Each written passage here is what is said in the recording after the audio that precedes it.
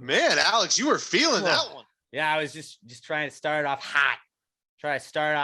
St. Patty's week, starting shit off hot. All right, it's my week. I'm green with envy today. I don't know really what that means, but that's better. That's Boondock Saints. Yeah. Got it. Happy early St. Patrick's Day to everybody, and happy Gravy Day to you and yours. And to you.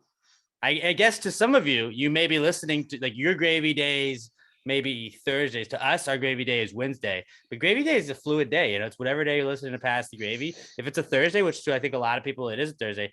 Gravy Day is on a St. Patty's Day. It's pretty good storm of days. You know what I'm saying? Hopefully they're listening on their way to the Rod Ryan Show, Lucky's Pub, St. Patrick's Day Palooza. That Buzz St. Patrick's Day. Yeah. The biggest St. Patrick's Day party in Houston.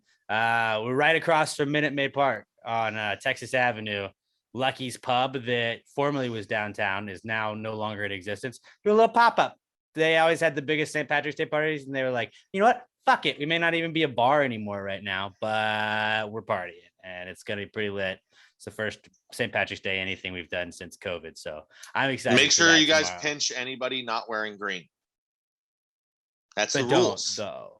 No, pinch. No, that's the rule. There's two rules on St. Patrick's Day. But don't be obnoxious about it. And if you're not wearing green, you get pinched. That's the fucking rules. I don't. Because everybody there that is like everybody that's not wearing green on St. Patrick's Day, they know. You're not wearing green. Not wearing green. Robert, do you get to use the I'm colorblind? Exactly. It's like my one day a year I get to use that. Hey, asshole, I'm colorblind, so I don't accept that. I mean, well, you live with someone who's not, so she could have picked out something. What if Sam was at work? Sam had to run an errand. Mm-hmm. Day before. He doesn't lay his outfits out. He's a man. I do that sometimes. St. Patrick's Day, you got to do it. It is a little hack. Like, just I'll put the shirt I'm going to wear the next day. On a little hangover beforehand. I make the rules. It's my day. Even though I'm not going to get to be there because I got to work all day on my day, but it's still, you're going to oversee everything going down there. Yeah. Mm-hmm. Oh, I'll be through us. If you guys need any rulings tomorrow or today, depending on when you're listening, just tweet at me. I'll have my phone on me all day. I'm not going to be off Twitter. I'm just going to be at work.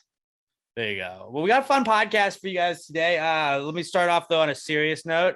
We lost a very good boy this week. We lost one of the gravy dogs, one of the most well-known gravy dogs. We've lost Felicia. That was my boxer before. And our good buddy Raimundo Benavides, the winner of the Gravy Award, the I Love You Man Gravies Award. He lost his darling James after 14 years. He had 14 awesome, kick-ass dog years. Not even dog years. Like that was 14 times 7. It's a lot. But I'm not going to do the math for that, but 14 human years. And Raimundo had to say goodbye to him earlier this week. And we love Mundo. We love James. Pat and I were very lucky to get to meet James, give him boops. Mm-hmm. But rest in peace, James. Gravy Gang loves you. And maybe you think he's up in heaven? You think in heaven they get this podcast? I'd like to think they do. Mm-hmm. I mean, all dogs go to heaven. All dogs do go to heaven. It's a fact. I'm sure James would want to listen. He would want to keep listening, so God will let him have the podcast. He did send us a picture of James with one of the Pass the Gravy bucket hats on, and that really put a smile on my face. But Mundo, we love you, buddy. Everybody at K Mundo B on Twitter. Just let him know. Say love you, buddy.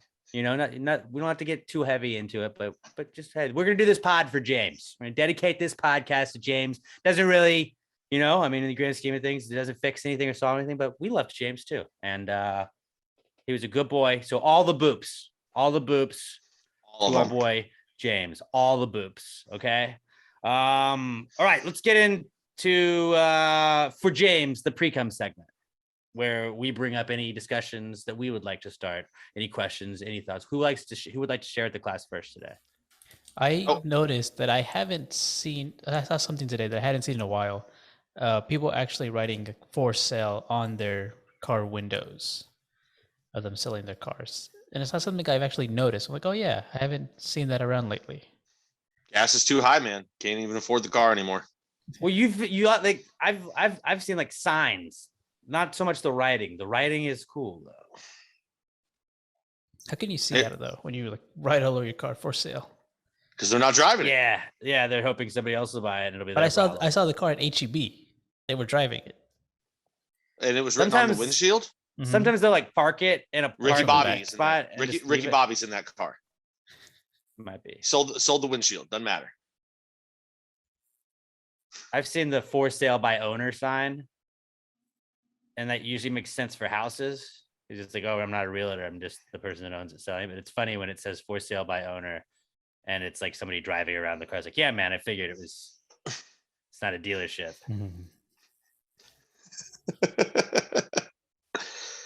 I guess Robert just lives in like a super rich area now where everyone can afford their cars, so he doesn't see for sale anymore.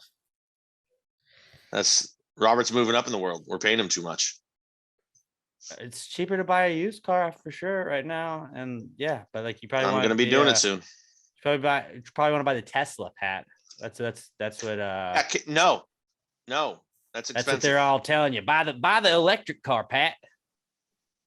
No, I don't want my electric bill to go up. I don't think it would go up that high. I don't think you have to pay an electric bill for a car. Gonna buy a $34,000 battery or whatever it is. Yeah, I was gonna say, like, where do you think I'm plugging in the car? To my home. No, you go to one of the public spots and just park it there, and it's their problem. Yeah, but then I have to walk to the public spot every morning to get my car. You know what? I haven't thought it all the way through. Okay? Yeah, no shit. You're an idiot. We get it. When are you gonna start looking for a car? I feel like you've been talking about buying a new car for weeks. This is his new insoles. Yeah. No. I think I found one. I'm just waiting on Alex's ad buddies, Texas Direct Auto, to email me back. I found, my last car was a Ford Fusion. I have found a Ford Fusion that I like. So consistency. I'm going to be able to put down basically it's a 2020. It's got like just over 20,000 miles on it. I'm going to put down basically the entire payment. I don't have enough to pay for the whole car cash. So then for like 36 months, my payment's going to be like $50 a month. That's pretty sweet. It's pretty dope. I don't know. I'm hoping I can just talk him down to me. Dude, just take all this cash. Like, I'm like $1,000 off. Just give me a car. Sometimes I think they give you a discount if you pay in cash. That's what I'm hoping. I don't see, but that's like, I don't know. By that, sometimes I know Specs does that. Yeah, I don't know about the difference between like an online dealership and like a face-to-face dealership. So I don't. Talk to your boys. Did you tell them that I sent you? I emailed them once. I've not got an email back. It's been like 2 days. Well, you should be. Alex P. Middleton said to come down here, and now I'm rethinking my decision. I'm close personal friends with some guy that reads ads. And I have no idea who that is, but okay. I don't need to name drop, but I know Alex Middleton. Well, one of my friends texted me over the weekend. It was like, "Hey, Cal Ripken, where's a good spot to go get crawfish that I wouldn't think of?" And so I gave him a place to go by where he was. And he was like, "All right, cool." I was like, "Tell him Cal sent you." They won't know what that means, but tell him Cal sent you. That's good. Just do that all the time. Be like, "Oh, hey, Steve sent me." I'm like, who? Steve. Just make up a name.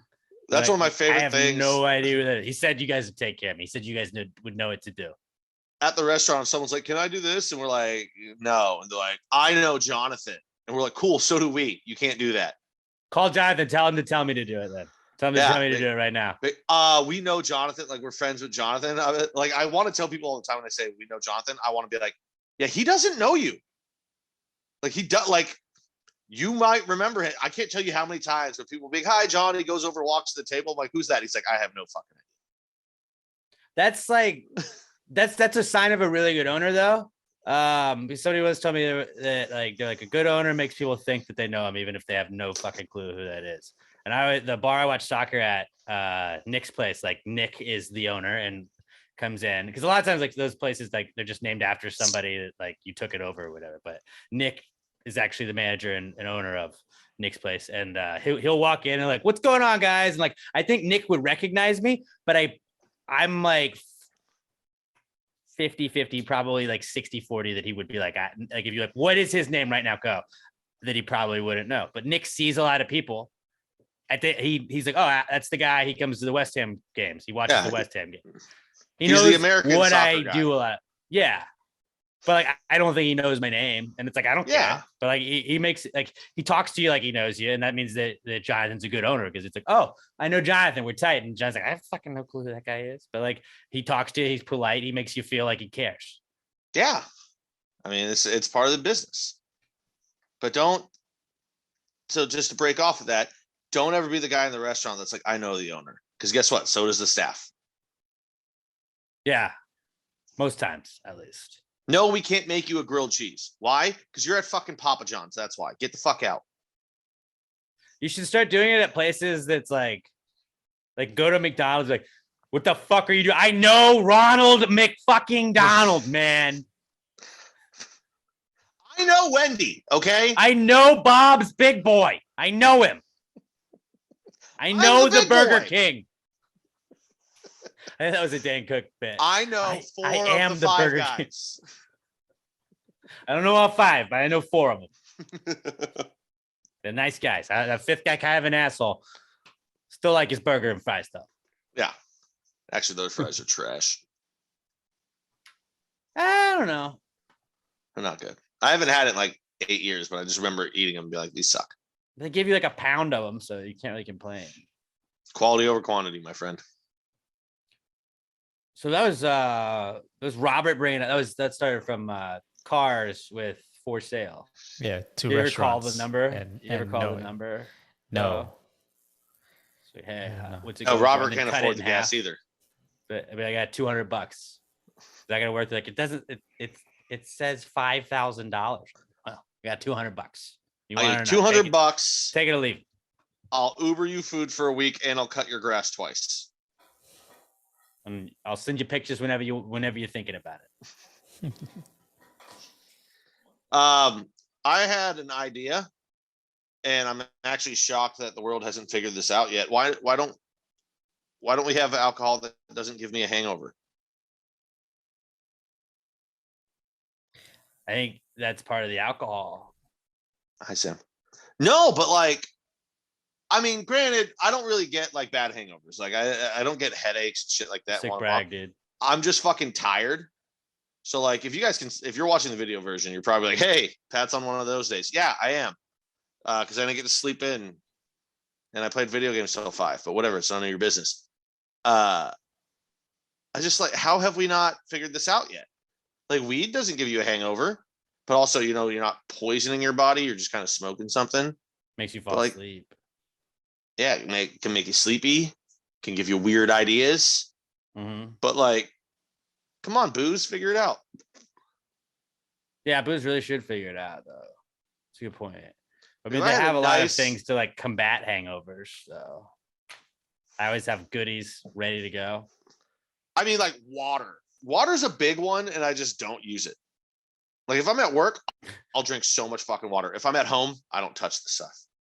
I don't know why. It's the dumbest thing ever. That is funny. I feel like I drink more water at work as well. Like, I need to buy like one of those Brita like pitchers or something. Because like I don't want to drink the tap water. I don't know why. I just don't. What's funny about Brita filters and Brita pitchers, like the one that Emma and I have, can't tell you the last time we changed the filter on it. So at this point, and I'll definitely be that guy. I'll rely on my system of cold water, and I'm like, yeah, it filters it all out. It's like, yeah, it did at one point. See, that's the thing is I don't keep any waters in the fridge.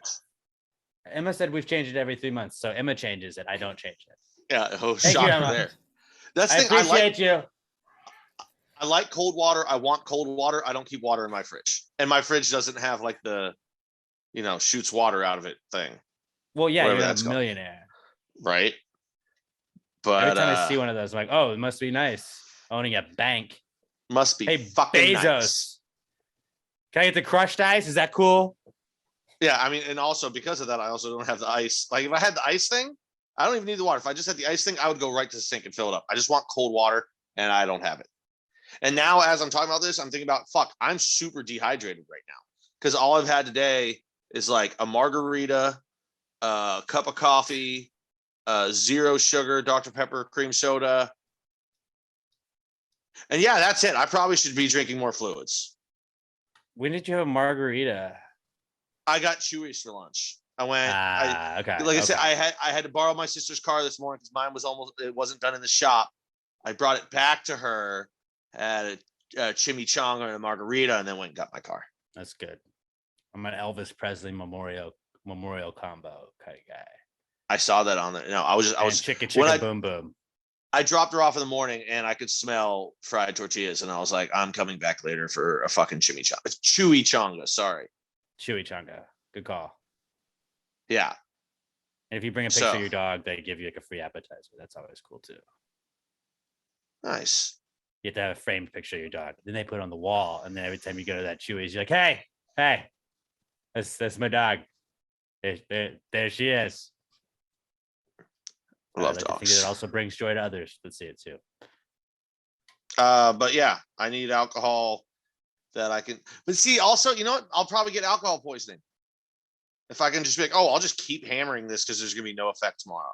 That's, I think, one of the reasons, like with alcohol, it's like your body's like, I can't do this anymore. So alcohol needs to like let you know, like, yeah, you can only go so far with me. Yeah. I mean, because if you drink beer after a while, you're gonna get tired because you get super full. Liquor, I get more energy. I don't do anything with it.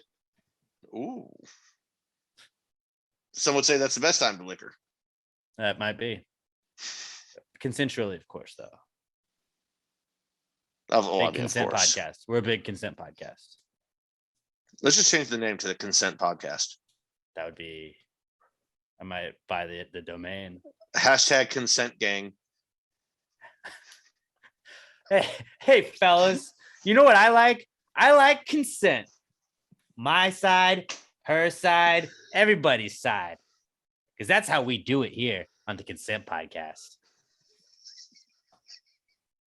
All right, what did you bring? That's all I have. Well, you were talking about gas earlier. I have an idea that I think might help save some money on gas. It's like Uber, but Uber's adding a charge to like help combat the prices. Like you're having to pay more to go in an Uber right now. What if we just did like an Uber, but with hot air balloons instead of Ubers? You have to use gas. Well, one, use fire. That, I mean, you're still using like what, propane or butane or something. So you're still using something that's probably more expensive.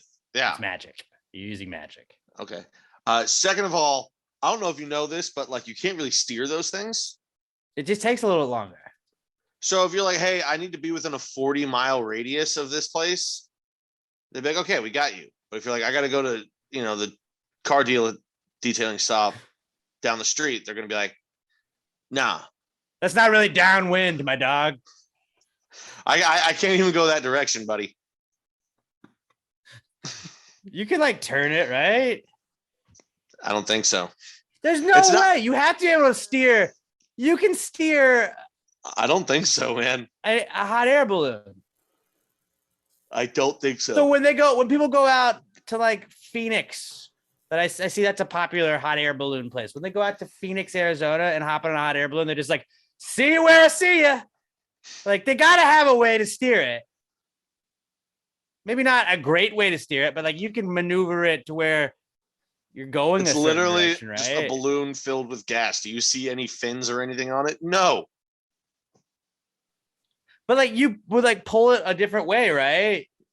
Pull what? You're sitting in a basket on. If you're pulling the handle with the fire, you pull it a little bit more to the right, so it goes the other way. That's not how filling up an area with gas works. How many hot air balloons do you have? 0.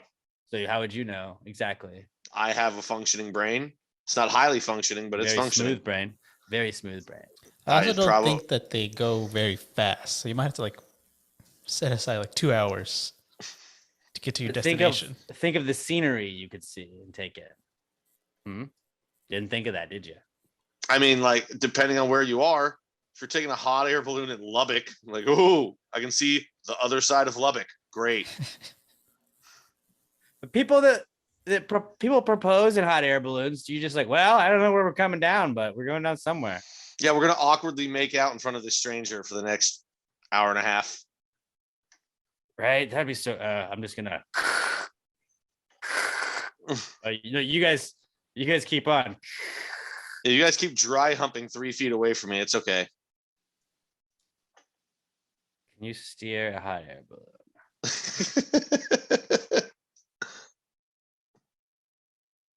What's it say?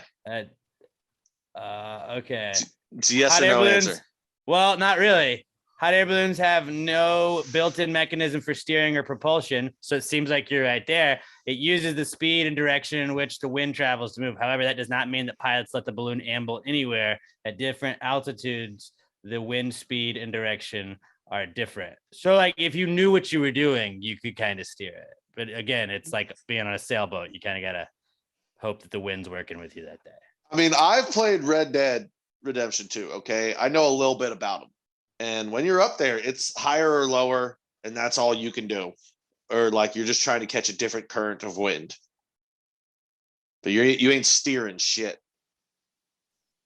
Well, then there goes my hot air balloon racing league idea. There you go. Next week's Precome was going to be NASCAR, but with hot air balloons. It's like racing Really? with babies. You can put them on the court or on the field or whatever the fuck. You can put them in the lanes. Can't make them go. There's got to be a way. Like, why not? Maybe. Okay, here's a new idea: hot air balloon with a steering wheel and a fin. Done. Not done. Not done at all. Where's the fin gonna go? On the hot air balloon or the basket or both. If anything, hot air balloon with a jet, a hot air balloon with another like fire thing that you can pull, but you pull it and it's on the side of the basket so that it propels it a certain way. No, instead of the basket, the bottom of it is just an airboat. Okay, a hot air balloon, but instead of a hot air balloon, it's a plane. Hot air boat loon. You mean a blimp? What the fuck up? Fuck you, Robert. I just want respectfully. some dude, fuck you. I just want some dude in like southeastern Louisiana to attach a balloon to his fucking airboat. I did just invent a blimp. I want somebody from Swamp People to be like, y'all want to go up into air? Yeah, what was the first person to invent a hot air balloon? I had to just go, I didn't have a plan for how we were gonna get down or where. Just that we were gonna go up. They're like, well, where I don't know. Looks like that direction right now. Hopefully well, the first person to do it was like, once you get 100 feet up in the air, he's like, oh, I can see farther than I've traveled in my whole life. So you always got to have a rope with you so you can slide down if you want to get out then. Oh, I thought you were going to say to kill you. Okay. Well, you're in a hot air balloon. You can just jump out. Yeah, but maybe you don't want your body to splatter. You still want a traditional funeral. Do it in the ocean. Then your body's lost at sea.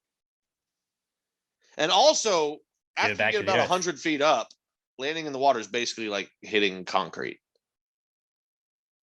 That's why people jump off the Golden Gate Bridge and kill themselves all the time. That's what I've heard. Or maybe it's like 60 feet up. I don't know. It's after a certain amount of feet up. This is getting dark. Yeah. All right. Let's move on. So you can't really steer a hot air balloon, apparently. All right. Other ideas I had. Not really an idea, but I was Emma and I were at the grocery store earlier this week, and I was pushing a shopping cart, and it had one of the shitty wheels where it just spins around. You're like, how does somebody fuck up a shopping cart to where the wheel is just no longer on there? Like, what has to go on in that shopping cart's life that it's just like, I just got a wheel, it just spins around in circles. It doesn't really ever make contact with the ground. The other three, you're doing most of the work. I feel like we should. It's when people put them up on the grass And then when they have to pull them back down, they just slam them around. They might, yeah. Just not putting them back, maybe. They get hit by a car. I don't know. Assholes. But I'd like to know the mileage on shopping carts. And I'm not saying that would mean I'd only grab like less mileage carts, but like it'd be cool to just have like an odometer.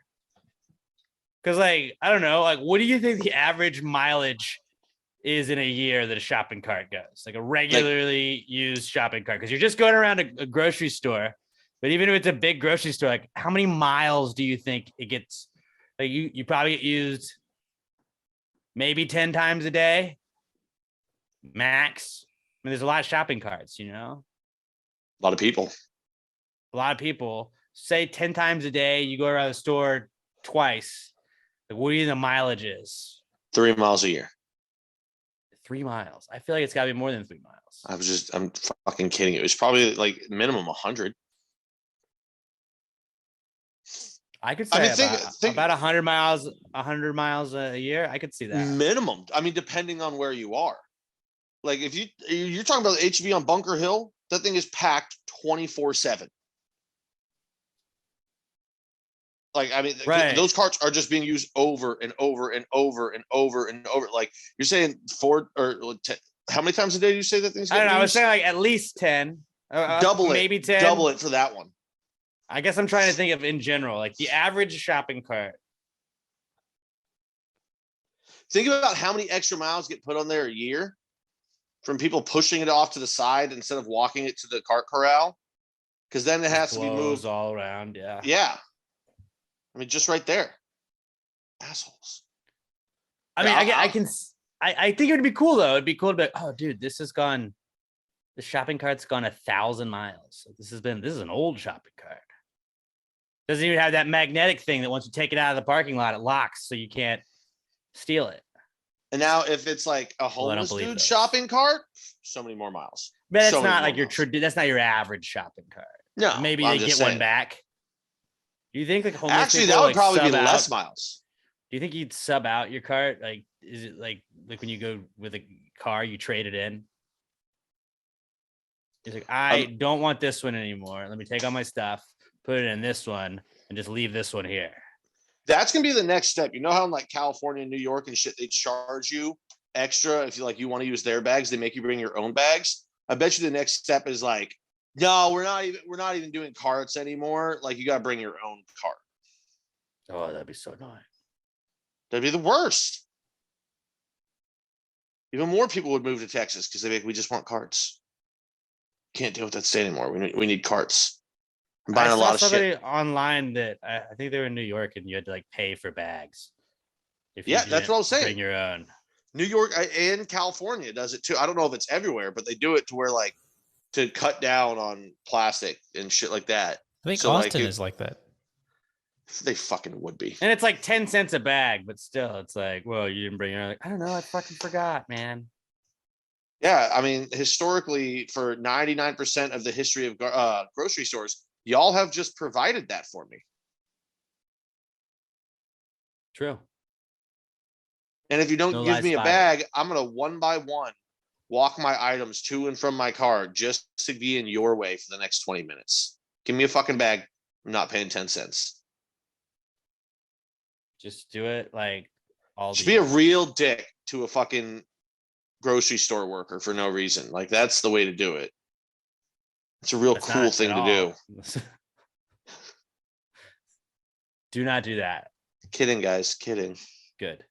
All right. What else did I have? What do you think the exchange rate is between bees' knees and cat's pajamas? I fucking hate you. Like cat's pajamas would be the most valuable one, right? I hate both of these things. I'm allergic to bees and cats suck. But if you had to like saying that's cool, like that's the cat's pajamas, that's the bee's knees. It's like saying what's the exchange rate between shit and crap? Shit's probably more valuable. You can only say it in a certain, you can't say it everywhere. You can say crap just about everywhere. You can't say shit in as many. I can say shit wherever the hell I want. Right, but it's not as acceptable everywhere. Fuck acceptable.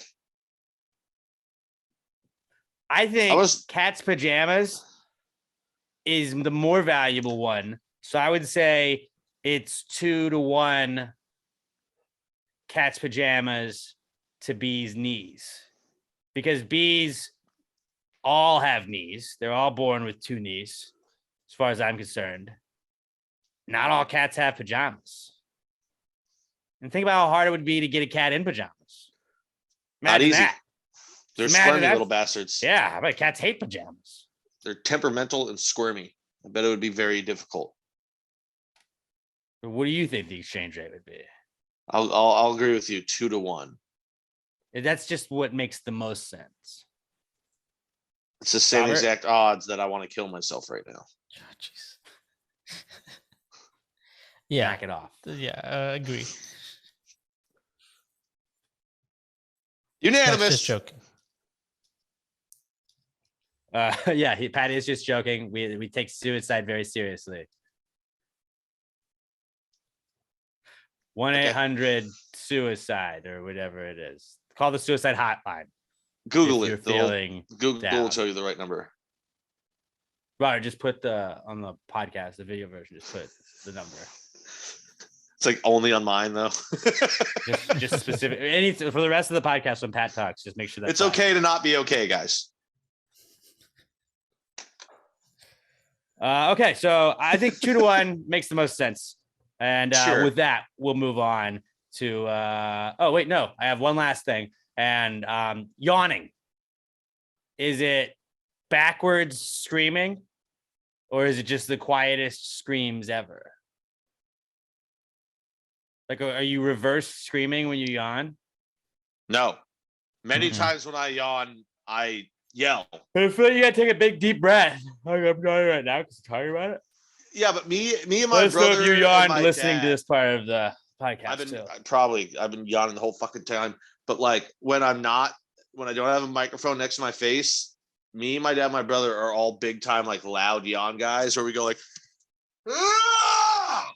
Like let that shit out. And my mom she's like, "Why do you do that? Why? Stop that!" We're like, you gotta get it out. What are you gonna do? Which I know it's a weird thing. Like probably I would bet only like 10% of yawners do that shit. Where you just fucking let it out, but you gotta let it out. It makes the yawn even better. That is So- a sign that you're getting old. So it is Like, neither when you backwards start- screaming or the quietest scream in the world. Yeah. See, I didn't do it when I was younger. That's true though. My dad has always done it. And I guess I probably Like- learned it from him. Do you sit down though and you're like, ugh? Oh, all the time. Getting up too. Just dad noises at that point. Yeah. The only That'd be a thing, good like, mock draft. The mock draft of like just dad stuff. I'm Which a is pretty much dad. manly things, but specific. I'm such a dad. The only thing I'm missing is a fucking child. Which I think that's honestly a good thing at this point right now. Very. I would fuck a kid up mentally, not physically. Good, but also not good. It's not good to mentally fuck a kid up. No, I'm saying I'm self-aware. Like I shouldn't have a child. Like if I had a kid right now, that kid would not be well adjusted. True. But they wouldn't know a lot about Or whiskey. or he'd be really fucking cool. That is true, because sometimes like people that come from like places where like their parents are just yelling, or just like they maybe don't have the greatest parents, like they kind of have to fend for themselves. And so like they're just like, oh, okay, they do this all the time, I don't want to do that. And then like they just live like a good life because they have to kind of do everything on their own. But not always. It's very easy to fuck up kids anyways. Did you just say to my face that I would not provide for my child? I did not. I said right now, probably a good thing that you're not a parent. I didn't say you can't change. I think if you had a child, your responsibilities would be different, and I think you'd figure it out. Yeah, that would suck. But drinking until 3 a.m. and playing Video games. yeah, Assassin's Creed. Assassin's Creed, probably not in the cards. If you got a kid. Yeah, Maybe, because you're gonna wake up early. Right now, I don't have to wake up early at all. Like the only day I That's wake pretty up cool. early is Thursdays. That's it. And even then, I'm waking up like 7:30, which some people are like, "That's not early." You know what? For me, it fucking is. Kiss my ass. Must be I need to be. That's what I need. I need one of my siblings to have a kid. Like I need to be an uncle. Your brother that's what wouldn't shit- have a kid because he'd have to register the kid. That's true. The government will have. I don't want a birth certificate. That kid would. I'm not paying these hospital bills. That kid would walk into a government building at 18 years old and be like, "Hey, I need a social security number. My dad never got me one." I've been living off the grid. My dad's been living without a kid, but you can write a kid off. So I guess I don't know. The kid just gets like a weird, like to government buildings, like your brother just fucks him up so much because he's like, we don't trust the government ever. He like walks into a hospital and just throws up. Anytime he goes near a bank, he's like, "Wah!" No, no. You think you're gonna have my son in a hospital? We doing it in the bathtub. Bullshit, buddy. We're gonna have our kid in a log cabin like Abe fucking Lincoln. You're gonna have a toilet, baby, the way the good Lord intended. Okay.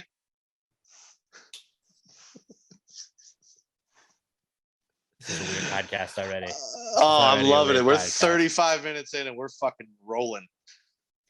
Okay, so yawns you don't think are backwards yells? No, my yawns are, as long as I'm not on this podcast, my yawns are usually pretty fucking loud. Yawns are just screams for me. It is like you're backwards yelling, but you're yelling out, so it can't be. It's like a quiet yell. Right now, that's what I'm doing. You son of a bitch. I'm the Y word. I can't say the Y word. It's a contagious scream. Contagious scream. I like that. It's better. I'm writing that one down. I'm gonna use that. Yeah, I like that. It's a good one. You agree, Robert? Yeah. Works for you? Mm-hmm. Well, let's move on then. Robert's like, please, fucking, let's move on. All right. Let's move on to the Comeback Kid segment, brought to you by our good friends at Southern Star Brewing Company. Hey, we're recording this on March 16th right now, Wednesday, March 16th. You know what happens exactly 1 month from today? It's a little beer release. Darn Like a Marlin 2. Electric Boogaloo going down at Southern Star Brewing Company. Southern Star giving us a mango sour, our second beer. Getting to crack that bad boy, have the beer release party Saturday, April 16th. We got live music. We got a Ramones cover band. We're going to have food. We're going to have the best beer in the world. It's not just going to be the Darn Like a Marlin 2. It's going to be all of the amazing brews from Southern Star. They're just celebrating the release of our beer. So you definitely want to have at least one or two of those bad boys, but it's going to be awesome. I was talking to Alex Rosas, our image guy. He's working on the new design for the can. That's going to be pretty sick. I am very, very, very excited to be doing this. 3525 North Fraser Street up in Conroe. That's where Southern Star is. Go check them out. You can go up there, test out the brewery if you haven't been up yet. If you have, go back up there. Give them a visit. Shout out to our girl Tessa from Austin. Tessa out in Austin. She took off that weekend so she could head up and come out to the brewery for every time I'm talking about a live broadcast, I almost say the Spooktacular because we do the Spooktacular every year. But for the beer release, she's gonna come up there, hang out. She's a big beer gal. I remember she posted the other day about when we got in a fight over which was the best blonde beer from Texas, and I was like, it's Southern Star. Fucking, how can we think it's not? And she brought me a couple of blondes that I tried, and I was like, these are good. While these are good, there's nothing that even holds a candle to Southern Star because Southern Star is the goat of blondes. Southern Star is the goat of all beers because Southern Star is just plain and simple, they're the goat. And it's the best brewery in the Houston area. I'm really excited for all this live music. If you like that, if you don't like live music, what are you doing? What are you doing, huh? Maybe you like podcasts so much that you listen to this podcast. That would make sense then. I'd be acceptable. That'd be an acceptable answer to give me. But 3525 North Fraser Street up in Conroe. Go up there this weekend. They got crawfish every Sunday. We were talking about pickleball on the Rod Ryan show this morning. Rod was asking about that. And I was like, you know how I know about pickleball? Because Southern Star has pickleball Sundays sometimes up there. And that's kind of where I learned about pickleball from. But Southern Star, they have all kinds of awesome events. Just go look at their Facebook page, go to their website. They got all the events coming up. Dee's cooking the best crawfish up in the Conroe area for sure. Number 2 on my all-time crawfish list in my streak, which is now at 112 weeks, not to brag. But Southern Star Brewing Company, go up there, tell them you're part of the Gravy Gang. We got a Pass the Gravy flag hanging up there by where you get your tokens, and let them know that you heard about them from Past the Gravy, or that you're just part of the gravy, and they're like, oh, come on in, fam. Why didn't you say so? And they'll hook you up. They'll make sure that you don't get a bad beer. They're going to give you little samples so you can find the beers that you want. And if you're not a beer guy or gal, you want something a little sweeter, try the Southern Brunch. That's pretty awesome too. It's like a beer mimosa. They also have wine, and I believe they have cider up there as well. Not theirs, but they have ciders up there too. So go check them out. Southern Star Brewing Company, 3525 North Fraser Street up in Conroe. Give them a follow on Twitter and Instagram. Tag them if you're drinking a Southern Star. Let them know you heard about them from Past the Gravy at Past the Gravy or at Southern Star. And at Southern Star Brewing Co. and at Southern Star BC on Twitter and Instagram. Let them know you're supporting the people supporting your favorite podcast, Southern Star Brewing Company, the official beer sponsor of Pass the Gravy and the Comeback Kid segment. It's the Comeback Kid. The Comeback Kid of the week. The Comeback Kid of the week. Bitch. All right. Our first comeback kid this week is Green and the Irish and Saints and people named Patrick. It's St. Patty's Day. St. Patty's Day week. And yeah, I don't know if you knew that. You got to wear green. You kind of talked about that. You get pinched if you don't wear green. I mean, all of us are wearing green right now, right, Robert? Yes. Be sure to wear green. Robert also for the special green. episode. That's very, very good. Very good thinking of you, Robert. But yeah, St. Patrick's Day's back. Amateur hour. Lots of people that don't drink a lot, drinking a lot. Be safe. Yeah, my culture is not y'all's costume, okay? And I'm not talking about being Irish. I'm talking about drinking. Leave it to the pros. Get an Uber or a hot air balloon. Hot air balloon also. You can't get a DWB. No. I don't think there's seatbelts in the hot air balloon, so I would not recommend that if you're drunk as hell. Ballooning while intoxicated? BWI? Yeah. It's boating while. It could also be ballooning. It's both. Yeah. HABWI. Hot air ballooning while drunk. While intoxicated. There you go. Yes, but plan out your rides, guys. And also, like, mix in some waters. Like, don't. Of course, it's fun to get shit-faced on St. Patty's Day. Don't be the person that's so hammered that, like, I don't know, the bartender has to look at you or look at your brother and be like, hey, and you have to be like, hey, yeah, I know he's hammered and it's like 7:30. I'm taking him home now. Don't be that guy. Yeah. I mean, it's funny to look at the people like we were talking about rodeo cook-off a couple weeks ago, and it's like it's funny to look at the people that are like, that guy's passed out on the trash can. That's funny. Never funny to be that person. Never funny to be that person. Don't be that person. I mean, sometimes it is not funny. When you're like 18 to 24, it's funny. After that, you're just like, dude, you're an adult and you're like passed out over a trash can. That's my culture. Okay, don't make it your costume. That's a good point. Yeah, it is Pat's culture. Please don't appropriate that. But yeah, mix in the water. And here's the big one. Make sure you fucking eat something tomorrow, guys. You gotta put something in your stomach before a bit. Like last time we were at the brewery, I forgot to do that. You did. I was very drunk. Don't be like me. It's just good life advice in general, but especially on St. Patty's Day, don't be like me. Mix in some waters, have something to eat. You gotta do one car bomb. You got to do at least one car bomb on St. Patty's Day. That's another rule. But be careful. Don't do two. Don't do two. Maybe know two, your limits. You got to space it out. But yeah, know your limits. Start with a little beer. I know they say beer before liquor. It's okay to mix in a car bomb every now and then. Let's just not go too crazy. We gotta make a non-alcoholic car bomb for Robert. So like instead of Guinness, it's root beer. And the shot would be milk. Because it's something that has to curdle, yeah. But that's fucking gross. But yeah, you got to make him do one of those tomorrow. Or like maybe, I don't know if the bar is going to have root beer, so maybe Coke. Shot of milk, shot of Coke, or it's probably just cream. Like a float. It'll probably be easier to have. I'm sure they'll have cream. Just a root beer float in a shot glass. I guess, a non-alcoholic car bomb is just a root beer float, basically. Yeah. Damn, I think we made Robert a non-alcoholic drink. He wouldn't trust us. Well, you Like, have the bartender do I would it. never betray Robert's trust like that. Also, here's the thing. I don't know if the bar is going to have ice cream. You said it's a pop-up. I'm sure it'll have cream, though. So shot of cream and have him drop it into some sort of soda DoorDash and it. slam it. He'd probably throw up if you made him do that, but I'm not gonna make him do that. yeah, St. that Patrick's sounds Day's mean back. to do it. St. The Patrick's rest of you Day do it, though. is back. Also back.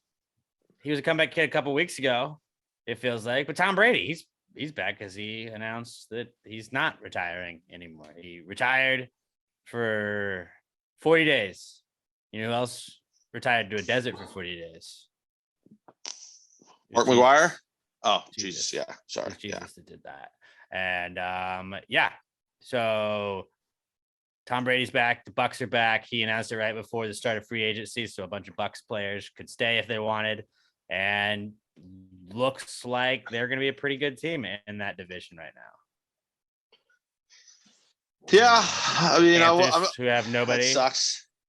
Right now, you got the Saints, who don't have a quarterback, but they might be getting Deshaun Watson. You got the Panthers Falcons. might be getting Deshaun Watson, too. The whole AFC or NFC South might be getting Deshaun Watson. Something like that. I don't know. I was very looking forward to the Packers not having to deal with Brady in the playoffs this year, but looks like that's fucking over. He's just got to beat Rodgers if he wants to win another one. And I saw somebody was like the last 9 years, I think Brady's won the Super Bowl every other year. Yeah. And this is that other year. Yeah. Fuck that. So, fuck that. Let's go bet on the Bucs to win the Super Bowl now. Yeah, I'll probably do that. Just, get ready, get ahead. The odds are probably better before that stat came out, though. But still, they're probably higher right now than they will be if the Bucs start hot. Which in that division they will. Tom Brady usually starts slow, though. It's true. I don't know. I'm gonna put a future in the Bucs. I'm running that. I love how all of Twitter for the next 36, 72 hours, whatever the fuck it was like, hey, he fucking hates his family, so he went back to football. It's like, or he's Tom fucking Brady and was just like, yeah, I'm not ready to hang this up yet. No. He spent one day in Target with Giselle. It was like, fuck that. I'm not doing this. Yeah, Tom Brady back. Yeah, that's about it. Yeah, the Bucs are going to be good again. You know what else is back this week? What? Daylight.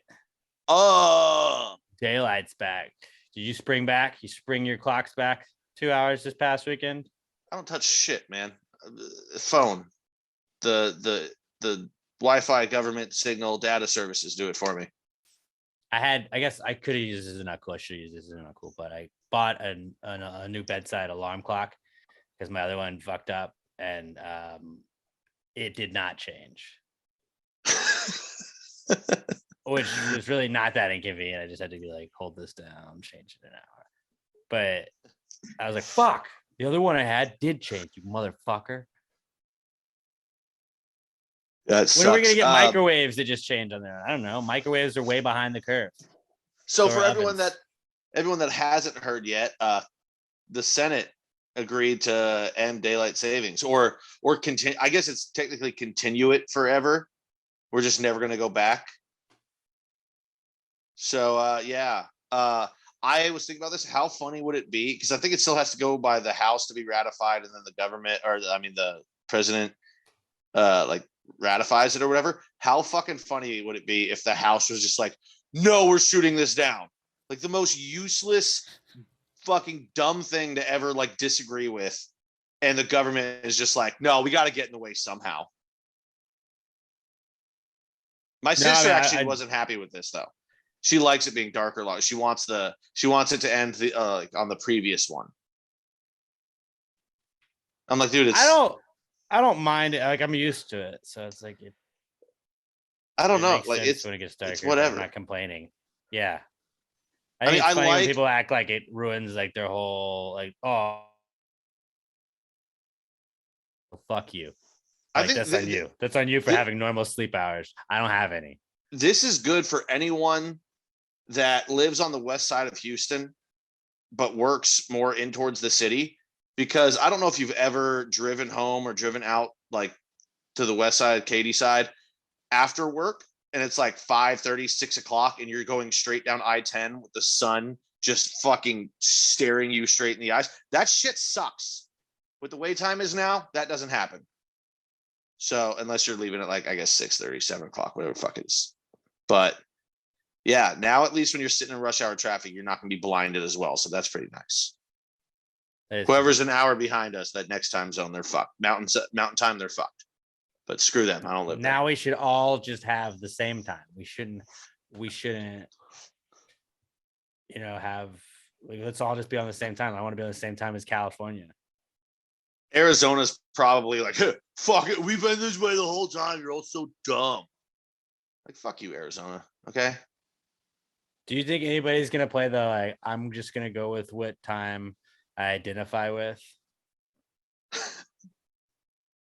You go to pay your pay your mortgage and like there's a late fee. Like, no, I identify it as yesterday.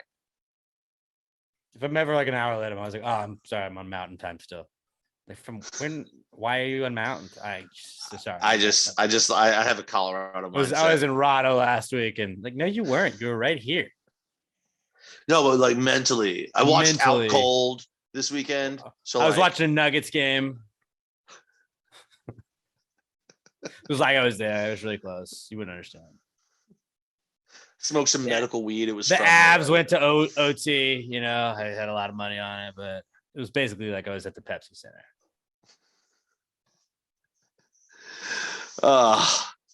Yeah. So daylight. Thank God they finally did this. I'm tired. I'm tired of having to adjust ever to anything. Also, a comeback kid this week is heckling, because heckling definitely made its return, and specifically in the world of tennis, heckling made its return. Again, very positive, big mental health positivity podcast here. I hope Naomi Osaka I'm concerned for her mental health. It's not my place, but I hope she gets the help that she needs. I hope that I'm not trying to say she's a piece of shit or anything like that, but somebody did say in the stands she lost she was serving and she lost that point, and somebody said, and that's called getting broken, I believe, right? I think it is. As somebody that's been recently betting on tennis, I believe that's called getting broken, when you serve and they win the point. But she got broken, and somebody said, hey, Naomi, you suck. And it's tennis, so it's kind of like a little bit like along the lines of golf, where there's not a ton of like screaming in between or before all that stuff. And they said, Naomi, you suck. She broke down in tears, asked twice to get the microphone from the chair judge, which if you're not familiar with tennis, they basically have somebody in like a lifeguard stand in the middle of the court that's refereeing it, but they're taller up so they can see stuff. And that she was like, can I use the microphone? I'd like to address this person. And they were like, no, you're in the middle of a match. You can't. No, I'm sorry. You cannot address the crowd. And eventually after the match, which she lost in straight sets, she did lose the match. She got to address the crowd, and then compared it to when Venus and Serena Williams, it's called the Indian Wells, and it's like tennis's fifth major from what I have learned. But back in the day, like a couple decades ago, Serena and Venus Williams, there were some racial slurs hurled at them. They were booed. Like, it wasn't cool. Really not cool stuff happened to them out there. It was said by people out there, and they boycotted the tournament for over a decade. And Naomi was like, this is just like that. And it's like, okay. Again, mental health, very important. It's very important. I'm all for getting your mental health taken care of.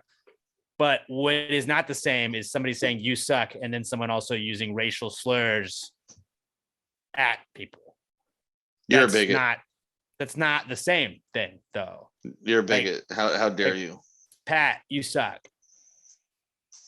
Wow, you're canceled. Right. If somebody said to me, I'm like, yeah, I know. Yeah, dude.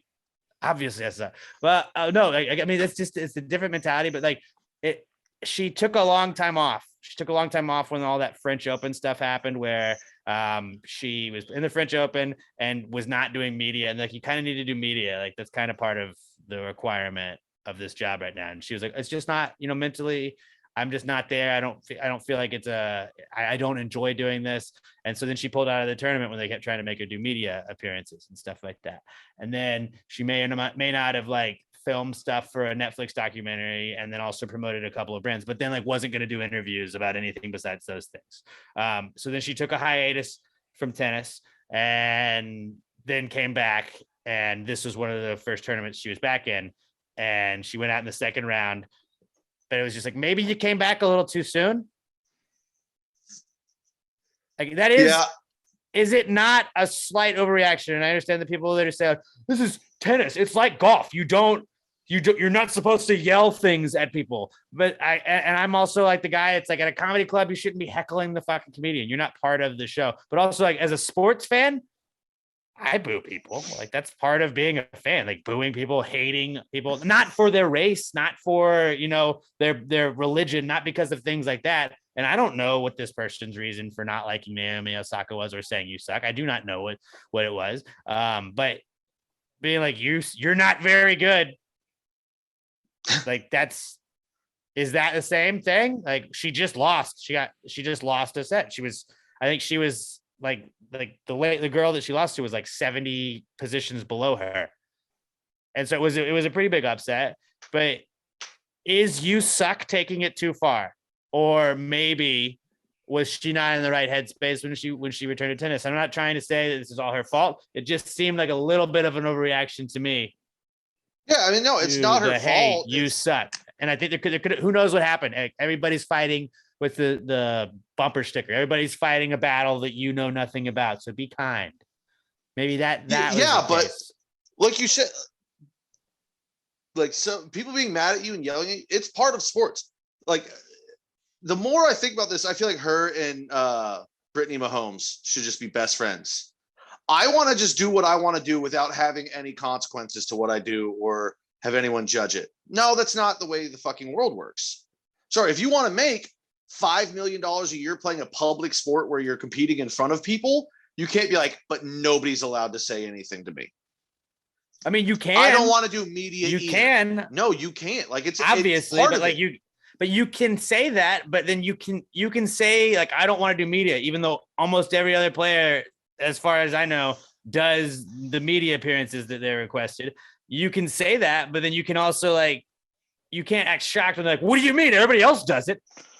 But okay, you cannot do the media, but if you win, you're also going to make, like, let's just call it a fourth of what you were going to make, because all the sponsors pay that extra money. And if you're not doing media at the end of it, the sponsors aren't getting extra eyes. So you're not, well, no, you can't pay me less. Well, yeah, you're doing less. You have to do the full thing if you want. Like, and I get it. She's got issues, and so that she works with. She's got anxiety, and it's hard for her to do it. Okay, but if you can't handle it, then you probably shouldn't be doing that. If it's going to cause you mental strain, and like somebody literally says you suck, and it makes you start crying in the middle of your professional match, this isn't for you. You got to figure out something else to do. And again, I'm just going to repeat this so I can cover my own ass, but like, mental health, serious issue. I'm not trying to take this lightly, but like, the girl she was playing when she like sat down and was just like breaking down, begging to get the microphone so she could address this lady in the middle of the match. That goes like, I am about to fucking win the shit out of this match. No, if I was the other girl, I'd be like, is she being penalized for delay? Because we're in the middle of the match right now. And right now I've been exerting a huge amount of force, and now I'm standing here doing nothing. So my hamstrings are tightening up. This is bullshit. Just because she's crying. Can I just address the crowd and talk about the episode of Seinfeld I watched last night? Can I'd like, are we just saying, is it open mic night? Like, I don't know. It sounds like a dick move, but if in the middle of a tennis match, somebody just starts crying and like walks off the court and they're just letting it happen, I'd be like, no. You're penalizing her points, right? Like, for every 30 seconds she's not on the court, that's another point for me, right? Because this is bullshit. That'd be me. I'm also an asshole though, so. So that happened, I believe, on Saturday. And not to make everything about West Ham that I can, but I'm going to. Andrei Yarmolenko, Ukrainian player for West Ham, he had like a bereavement leave or something along the lines of that, where they're like, "Look, we understand what's going on right now. You want to take some time away, get your head right. We'll welcome you back with open arms when you want to come back." He's not a starter for the team typically, but he came in. We had an injury, and he got subbed in, scored a goal to give West Ham the lead, and just falls to his knees. The rest of the team's losing their shit, and you can just see he's tearing up. And it's like, I can't imagine all the shit that's been thrown that guy's way, like, the last couple of weeks. And like it's one of those, like, this is like, sports are like, they are emotional, but it's part of like, use it to fuel you. I don't know. Be like, it'd be way cool. Nick Kyrgios in the same tournament yesterday. He was playing one of his rivals. He upset that guy and basically was like, "You're a bitch. What now, bitch?" Like, it was like, if that happened to Naomi Osaka, like, you would have thought somebody got murdered. It's one of those where it's like, should that other guy just like, I'm not saying like you like to play the mental health card just to play it, but like it gets to one of those discussions where you're like, at what point is it like, you should be in a healthy mental space, but that's also a part, like, that's also your call too, not the chair judge's call, not a referee's call. And they said if the lady were to say anything else again, that they were going to kick her out, but she wanted her kicked out. I think they did kick her out. She may have left, or I don't know, but like they tried to, but the chair judge didn't immediately kick her out. And it was like, I mean, nothing she said was vulgar. Like, she wasn't. Yeah. She said, "You suck." Which there's so many, like, like, Eagles fans throw batteries at people all the time to my, like, the service stuff. But yeah, you suck. I said that to myself. I told a guest the other day that I suck. They're like, "What do you do here?" I was like, "I do a little bit of everything. None of it very good. I kind of suck." And they're like, "Oh, okay." It's almost word for word what I told the guy. But yeah, heckling's back. Mental health is back. I mean, it is a real discussion that, like, we are in a time where that is something that people are like, we're finally recognizing, like, mental health is a very important. But yeah, but her asking for the microphone is just an absolutely absurd. That was a little much, right? Yeah. Just maybe take some more time away, but you should be in the right headspace when you're playing these things. And I don't think it was like, obviously there was other stuff going on that when that lady did that, like, not to like compare, but like Happy Gilmore, like, how did he win that gold jacket? Shooter McGavin went out. He got the guy to say, "You jackass." He basically said, "You suck," after everything Happy Gilmore did. And then he got hit by a Volkswagen, dislocated his shoulder, had to putt. Remember the way the mini golf was. He had to remember all of that. Do you think that his mental health wasn't suffering too? Let's put it this way, though, because tennis, it's a lot like golf in that it's, where you said there's not much heckling that goes on with it, because it's a one-on-one sport. It's an individual sport. The closest thing we have outside of those two sports is like a baseball. If you're a pitcher, we all know Greinke, and like through his years has had anxiety problems, all this kind of stuff. Imagine if he gave up a bomb and he hears someone from the crowd yell, "Greinke, you suck." And he stopped the game and went to the umpire and goes, "I need someone to bring me out a microphone so that I can address this guy." Right.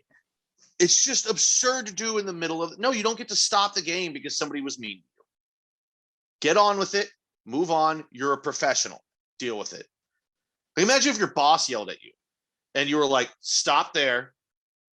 I need everybody to go into the conference room so I can address him about this because I don't like the way he was." No.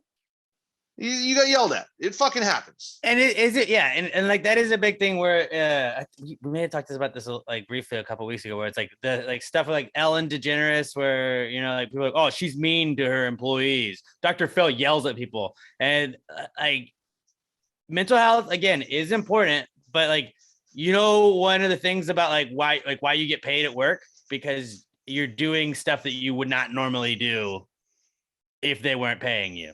And if you do it poorly, you get yelled at. Ideally, you wouldn't get yelled at, but like, that's part, like, I'm not saying you should just go to a job where you're just getting abused over and over again. I'm not saying that at all. But like, if your boss, like in any sort of, if you ever worked in like the food industry and stuff, like, you get in the weeds and you start like, "I need this fucking thing now. Where the fuck is this?" Like, that happened. And it's like, you just got to learn to like not take it personal. And over again, I understand like yeah, it sucks, but like people now are like, my boss yelled at me. I was at an office where a boss would yell. I was like, well, I mean, that's what bosses do sometimes, man. Did you fuck up? And then he yelled at you? But and Well, yeah, but he didn't have to handle it that way. All right, well, I mean, you did your job poorly and you got reprimanded for it. It happens. You're an athlete. It's unfortunate, but like there's gonna be the like I get shit. People talk shit to me. I just like usually try to make fun of them back, but whatever. Yeah, that happens. And then it's like, life. Yeah, joke's on you. Joke's on you. I can make fun of myself way more than you can make fun of me. So like nobody hates me more than I hate me. So good luck getting to me. Yeah, I'm dead inside. You can't hurt me. Yeah, that was a mediocre joke. I've said things way worse than that in the last 10 seconds to myself. Yeah, I can give you notes on how to insult. I'm not saying self-hate's the way to go, but I'm saying it's a coping mechanism for me at least. Yeah, I'd say it's a healthy coping mechanism. Maybe an unhealthy coping mechanism, but a coping mechanism nonetheless. Mm-hmm. All right, so heckling, that's back. Robert, did you have anything you wanted to weigh in on? Do you think we're out of line for what we're saying? Like, I'm not trying to be like, fuck her mental health. No, I don't think so. I think maybe it was too soon for her to come back. Like, there's always something going on. Right. But then it's like, yeah, that lady said you suck. And like, to put it like it's 100% on this lady, it's like, well, I mean, she said that. And again, if she had yelled racial epithets or was and in the lady's defense, Naomi was sucking. She didn't say anything mean. She pointed out a factual thing that was going on. Is that the new like wave? Like, are we just like go to an Astros game and Andrew McCutcheon's playing? Like, hey, Andrew, you're not very good at swinging the bat. Like just like very watered down insults where it's like, I don't want to be super offensive. So I'm just going to, hey, you're hitting 213 and your backup's 265. Why are you on the field? You haven't won a tournament since the French Open or since the Australian Open. I don't know. Like you're like naming the last time they won something. Like, well, that is. I mean, I'm not making fun of them. That's just a fact. I mean, I used to heckle people at Texas State. Hey, Dallas, you haven't won anything since 1995. Not mean. It's a fact. It's actually a lot of fun doing it that way. Right, but. Maybe don't do it at tennis. I don't know. I kind of want to go to a tennis match and heckle now, though. But it's not really allowed. Somebody seems like, but like I feel like a tennis match would be cool to go to initially. Like, all right, I'm at this, and then you're like, let's just heckle and get kicked out real quick. Okay. Yeah. Oh, we have to sit here quietly for 3 hours? Not about it. Yeah, they have like a tea break. I don't really think that's what they do, but I think at least golf, you can move around. Drink. Yeah. Tennis seems boring as fuck. Right. So heckling, that's back. And also sort of tennis, because I started gambling on tennis too. It's dumb. March Madness. That's our final comeback kid this week, because I know college basketball or March Madness was a comeback kid last week. This is your final opportunity to sign up for the Pass the Gravy and Beer Sports Whatever podcast bracket challenge. All you got to do, it is pinned to the top of the Pass the Gravy podcast Twitter account at Pass the Gravy Pod. It's pinned to the top of mine at Alex J. Middleton. All you got to do is go over there, DM me. I will give you the code to enter to get into the pool. Then you have to send your money to Mike from Beer Sports Whatever. All of the money goes to the winner of that. Winner take all. And if you win and you're part of the Gravy Gang, I'll give you a free shirt, whatever you want from the store. I'll give you one of whatever you want from the store, the Pass the Gravy store. So I'll throw that in if Gravy Gang represents and gets the win. I mean, if I win, then Robert has to give me $150 out of his own pocket. And if I win, Robert has to give me a hug. Robert, yeah, if Pat or I win, Robert has to tell us he loves us on the podcast. We gotta do something realistic, man. You think that? What do you think? Yeah, I mean, the odds that we're gonna have the number one bracket probably not great. Not great, but like, what are the odds that Robert would tell us he loves us? Even less great. I want Robert to do it. Robert, will you do a bracket? I don't think so. I'll pay for your I'll pay your $10 buy-in. I get part of the money though if you win. Robert, literally, it takes 30 seconds to fill in. You just write down names. And you have as good of an opportunity as everybody. And it's always like somebody like Robert that has not watched 1 second of college basketball that picks the perfect Final Four because you have like Dayton. You're like, I don't know. Dayton, cool. Providence. Get Sam to pick the teams with you. Like, yeah, it's fun. I make North, Weezy do a Southwestern bracket. Louisiana. I make Weezy do a bracket every year. And it's pretty much you just pick against cat teams. You pick dog teams. And then you just go higher seed on the ones that aren't cats or dogs. She also doesn't like birds. She also doesn't like birds or squirrels. So if there is a squirrel mascot, then we're not doing that. She's not a big Cretan Blue Jays fan. Like the Red Hawks of Miami, Ohio would not get her pick. Yeah, I doubt she would like Hawks. Solid strategy, at least, in picking a bracket. And I did it 1 year, like on the ESPN thing, and Weezy had the best percentage in all the brackets that I did. So I was like, cool. The dog that I just was jokingly picking a bracket for did better than me, who sat down and tried to put together some sort of bracket. But yeah, that'll happen. Beer Sports Whatever, Past Grade Podcast Bracket Challenge. By the time the tournament kicks off, you will not be able to enter. It's a $10 buy-in. Venmo that to Michael, and Michael will hook you up. DM me. I'll give you the code to get in on it, and winner take all. So go sign up now. March Madness though does start on Thursday this week, and I am very, very excited about that. Pat, are you gonna be watching the Notre Dame play-in game tonight? I'll probably have it on the side TV. I bet against them. I mean, I'm gonna have hockey on the main. I'll probably have it on the laptop because I'm probably gonna have 2 hockey games going. Still, monitor it. So you're Irish, right? I mean, of course I'm going for the Irish. Yeah. Which reminds me, I need to bet on them. Just out of respect, And it's almost St. Patty's Day, so. From what I've heard, I probably shouldn't bet on them, but I'm gonna, And and what I mean by from what I've heard, I mean, I listened to one podcast where one guy said that he wasn't picking Notre Dame. So like, obviously they're underdogs, Solid logic right there. But it is mock draft season. And to go with March Madness, I thought it would be appropriate to do a mock draft of things that make you mad. I thought we were doing the marching band one. Oops. Well, I probably couldn't. Damn it! I was going to take Atlanta G&T. A&T, Atlanta A&T. G&T's a gin and tonic. I was going to take the one from the Nick Cannon movie. Drumline. Drum roll. Drumline, yeah. Drumline. I was going to go with that one. I was going to do March of the Penguins. Fuck, that's a good one.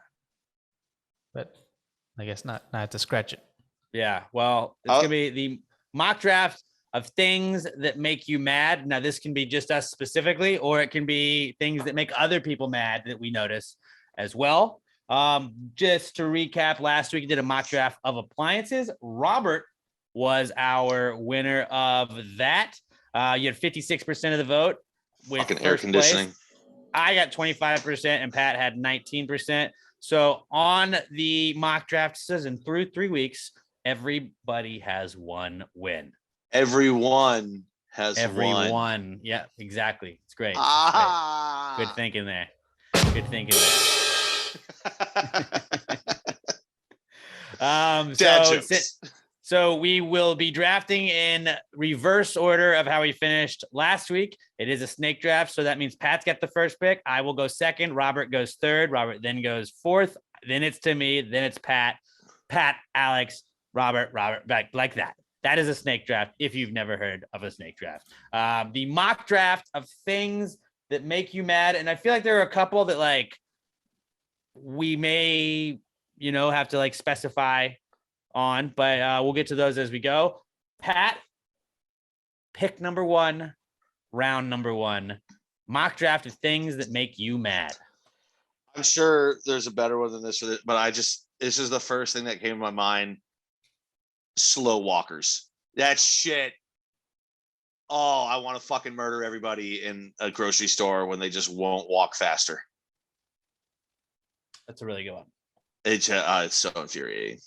It is a solid one. I had that on my list. Solid 1-1 though. I will go with probably my biggest personal pet peeve, and it's people that do not put their shopping carts back. Yeah, I didn't want to take that one from you. Scum of the earth. Scum of the earth. Robert, you got 2 here. All right. For the record, I think I would have taken that one from you.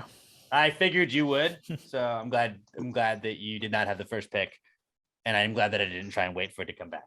Robert's first 2 are lockouts and baseball owners. I thought about doing lockouts. Actually, this was actually a really tough one for me to come up with because just Robert doesn't get mad. Not too many things make me mad. When Alex and Pat take too long on the podcast. Yeah, that one 4 times. When Alex takes too long on the podcast. When Pat takes too long on the podcast. When Alex and Pat take too long on the podcast. And then it's just when long Pat podcast. and Alex take too long. If you did that, you would probably win this. I'm gonna go oatmeal raisin cookies. I'm not mad at it. I don't hate that. That's a good one. And I didn't even think of that one, but it's a solid one. And I'm gonna go when the internet isn't working. Oh, that's a good one. The batteries run out of your vibrator. Ladies. It's not an official pick. That's a really solid one, Bobby Jokes. All right. Back to me. I got a couple I'm trying to pick between. But being stuck in traffic has to be, like, as somebody who is #blessed, I don't really go to work or leave from work when it is like rush hour or anything. I don't have a ton of traffic on my way to or from. So anytime it happens to me, it's just like, what the fuck is this? So yeah, getting stuck in traffic is the worst. And that also includes human trafficking. I'd also like to include that. No, you don't get both. You don't get both. Parenthesis traffic, but also human trafficking. Traffic, parentheses, ing. Including human traffic. Okay, so I got 2 here. Yes. I'm gonna go with bills. Having to pay bills, that sucks. And then car problems. Oh, good one. Yeah, we're gonna get into that later. Uh-oh. Little teaser for not cool, huh? It's what we call foreshadowing in the business. Mm-hmm.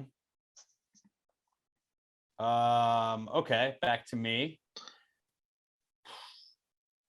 It's a lot of available ones. I had a pretty long list. I was like reading off some to Emma, and I was like, it's a bunch of things. Yeah, it's true. She's like, when Alex doesn't replace the filter in the water. Well, Alex doesn't even know that we do that. When Alex does this, when Alex does this, when Alex does this. Pretty much anything I do. I think I am gonna go with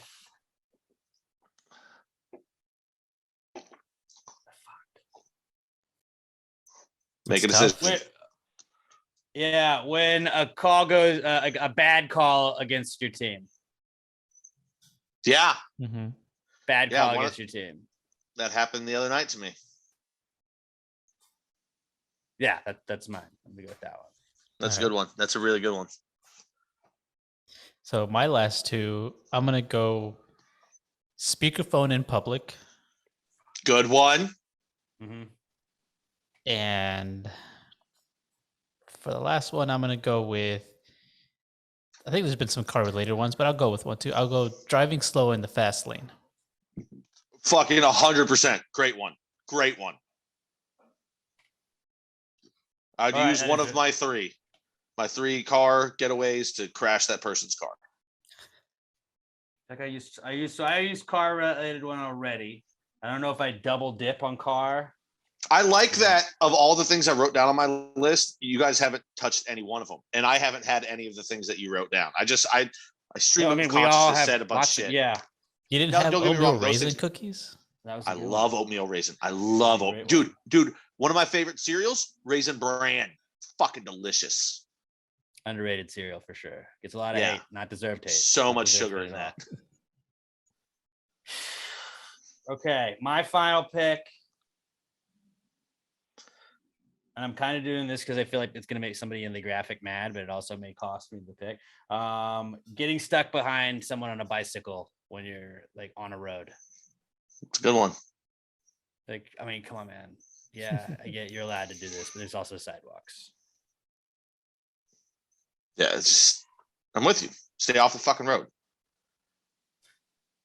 No, we're supposed to share the road, y'all. If I'm not paying attention, you die. So you probably shouldn't be on the road. Solid. All right, my last one. Wrap it all up. This might cost me, but actually, I think parents are going to agree with me on this one more than they're going to get mad at it. Kids. Kids are my last one that piss you off. You love them, but every parent will tell you they want to kill their fucking kids at some point. Kids running around fucking restaurants being little assholes. Just kids, man. They'll piss you the fuck off. I think you might have just won there.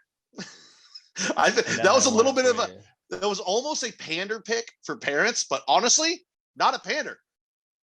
Fucking kids, man. Yeah. All right. So recapping our mock draft of things that make us mad, because I have a ton and I'm really looking forward to the honorable mentions portion of this right now. Pat had slow walkers, having to pay bills, car problems, and kids were the things that he took that make him mad. I had people that don't put their shopping carts back, traffic, a bad call going against your team, and getting stuck behind someone on a bicycle while on the road. Getting stuck behind because you can't say biker because it's like motorcycle, right? But Robert had oatmeal raisin cookies, internet not working, people using speakerphones in public, and driving slow in the fast lane. All of those are solid. This is going to be an interesting one to see where the votes go. I think so. It's going to be the closest one yet, I think. I feel like Pat won this one, though. Well, that's what I'm saying. You guys both have like traffic related things, so you might steal votes from each other. Yeah, I feel like it's going to Pat Robert. I'm hoping. Me, honestly, but I was pretty proud. Now here's the fun part. Honestly, right away, we're all canceled. Nobody said this one. Racists. That's racism. Actually. Oh no, I was telling you, I had a bunch of pander picks I was saving for the honorable mention, and it was people not respecting women, racial injustice. Oh, weird. I was going to say feminists, so like we were opposite on that one. I'm kidding, guys. I'm kidding. I still think I should get human trafficking along with traffic. Nope. Because that this also is one. Makes me very mad. This one does make me mad, but I'm going to do this one for my brother, the government. That's just like a very general statement, though. Nobody said this one, but loud chewing. Loud chewing. Terrible. I felt like was going to be on somebody's list. I just put when your team loses, but now it doesn't make me mad as much. It just makes me sad. That coworker. That's a good one. That coworker. That's a good one. People who are overly political. Shut the fuck up. I had stubbing your toe. Yep. That's a great one. Popcorn. I had people that pretend to be into politics. Like guy that just changes their Facebook picture like to add the filter on like I stand with this, and it's not. I'm not talking Ukraine or anything, but it's just like I stand with the current thing. But if I go through your Facebook pictures and you have 87 of the exact same photo, just with different filters on whatever cause it is you're for, like that's weird. The people that like, oh, by the way, I'm not a racist. It's like that's weird. That's a weird statement to let me know right off the bat. Like. I assume when I meet anybody that they are not racist. I don't need you to be, I just wanted to let you know, white guy, I do not have a problem with anybody that is not white. That's okay. I feel uneasy now. You've made me feel uneasy because I don't know why you led with that. You say the thing, but it makes me think that you are the opposite of the thing. Yeah. Like that, like, oh, hey, what's going on, man? I'm Alex. It's good to meet you. Hi, I'm real big into BLM. I'm an LGBTQ plus ally. And I'm here fighting against fascism. Imagine if I was like, at that's a my weird buddy's- thing to introduce yourself with, if I was at my buddy's wedding this weekend and like I introduced myself to like his wife's friends, was like, "Hey, I'm Pat, by the way, don't hate Jews." They'd be like, "That's Hey. weird." Big supporter of everything they do. Big love the guys and gals. Another one I put, but it was kind of close to bills, and it would have been topical. Taxes. I didn't want to double dip, but yeah, paying taxes sucks. Especially since it's an Olympic year, you do it. Commercials on streaming services. I almost can't even watch Hulu anymore. Yeah, specifically streaming. Yeah, it's the streaming services one because they have like 4 commercials that they just cycle through. I have seen this exact commercial 100,000 times. But when some of them don't have commercials and you're like, "Oh, I want to watch this thing," and it's on Hulu and you got to deal with commercials, sucks. Do you like so we were binging some previous seasons of Big Brother. Like when we started doing the Pass the Grady Bro podcast, I was like, I want to watch some old seasons and like be able to like throw back and like be just super educated on on like the history of it. And we were watching it on Paramount Plus. I think it was CBS All Access then. And I was just sick of how often they were throwing ads in it. And I was like, fuck it. And they got me and I upgraded to the ad free. And it's funny when we watch stuff on Paramount Plus where I'm like, oh, you're right. You're right. We don't have ads on this, do we? This is sick because it goes like the generic, like, oh, this should be an ad. And then it just keeps going. Or like when you watch something on HBO and like, I'll wait to go take a piss because like, I'm just waiting for the commercial break. I'm like, there is none. Good on me. Sometimes you need the 30-second breaks a little bit. Yeah. I had one last one. Fuck them. One last honorable mention. It would have been a pander pick. It would have been a great one. Robert would have voted for me if I put this one. Carlos Correa not currently being on the Astros. Yeah, that sucks a lot. Yeah, I think Robert might have voted for me if I had put that one there. That doesn't make me as mad as it makes you guys. But who I know, knows but if it would have been the case on Friday, though. See, that's you the other look thing. really Is we silly. don't know. We don't know. So that's another reason I didn't Does put he it. sign But with the Astros? Gun to your head. Does he sign with the Astros, Robert? Yes. the longer time goes, the more optimistic I am. Now, I am worried that, what was it, yesterday or 2 days ago, they said that the Astros were going to be giving him a new offer that day. Not only have we not heard anything, we haven't heard any details of what that offer was. That worries me a little bit. A little bit. Just in suspense. Okay, I had a couple. Oh, fuck. I don't know why I didn't pick this. I should have picked this one. I just wrote it too small and I didn't realize it until now. Anytime someone is mean to a dog, Fuck that them. makes me mad. That makes me mad. I should have fucking took it. That should have been my 4th pick. That would have won, but that would have been sort of a pander pick anyways. People that come to a complete stop before turning. Like, dude, you're pulling into a shopping center. Just roll on into that bitch. Yeah, it's called driving. So we're going to post this on Friday, and you can vote all throughout the weekend on our Twitter account at Pass the Gravy Pod. Let us know the ones that we left out that you think we should have included. I always like it when people are like, how did you not say this? Like on our Instagram, on our Facebook, on Twitter, let us know the ones that we left out that you think we should have included. And I like it when people just give us their 4. Like that's always interesting because sometimes it's like it had nothing to do with the ones that we picked. Like I'm sure we were for way new off. parents out there, diapers. People, probably kidnappers. shitty That's also not cool. One that makes me mad. People that kidnap people. That's a good one. People that don't subscribe to our YouTube. Which you should do. Pass the Grade Podcast on YouTube. Go do it and just like a thumbs up and be like, just subscribe. Let us know. All right. That was our mock draft of things that make us mad. I thought that was a fun one. Dodgers fans. Yeah, that's a good one. They don't make People me as that don't mad, think I do a great Robert De Niro impression. That's it. That's it. Visual impression. Yeah, you got to watch. You got to watch the YouTube. You can milk anything with nipples. Tell me that's not a good De Niro though. It's the dumbest one ever. I fucking love it.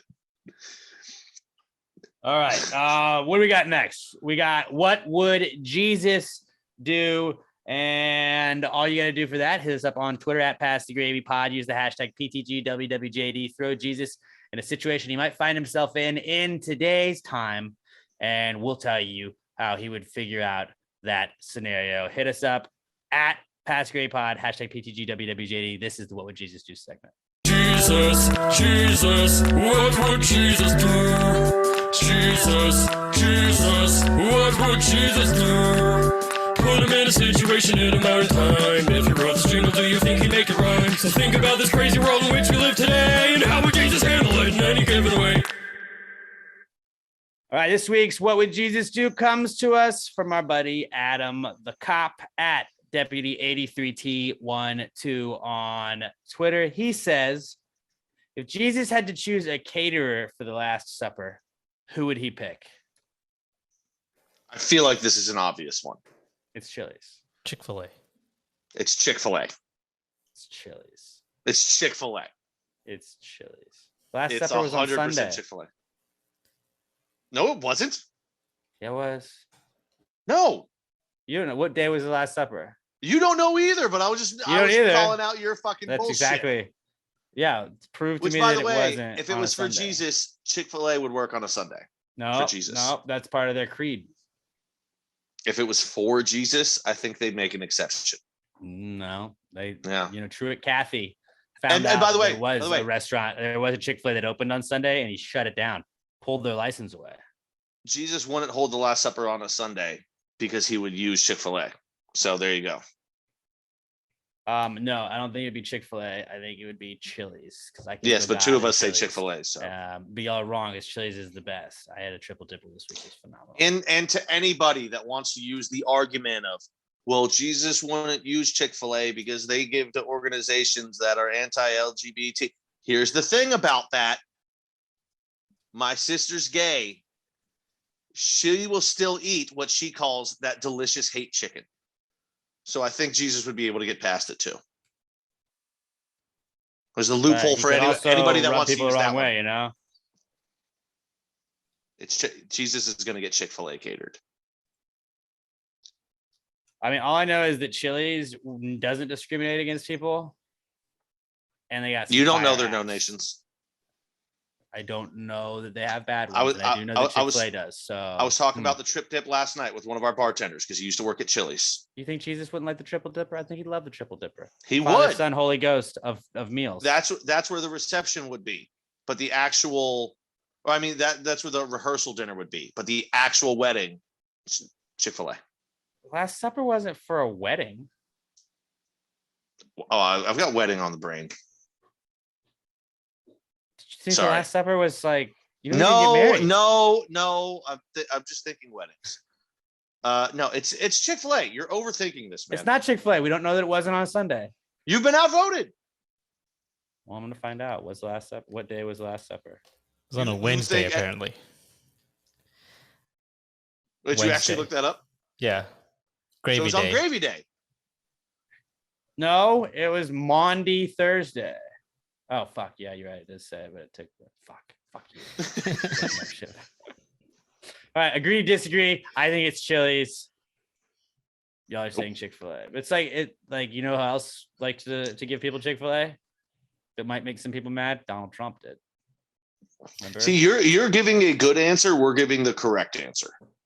No, I'm giving the best answer. Chili's is king. Chili's is king. Delicious. As chicken. someone that has a Chick-fil-A black card, Chili's is king. That's not a thing. It is.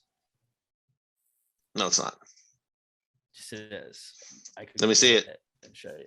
Get it. Get it right now. I'm going to. Do it. I bet you won't. Just do it. I was gonna whisper to you, Robert, right now to be like, just say that that's not real when he gets back, but he's got his headphones in so he can hear all this. Yeah, I can hear everything you're saying.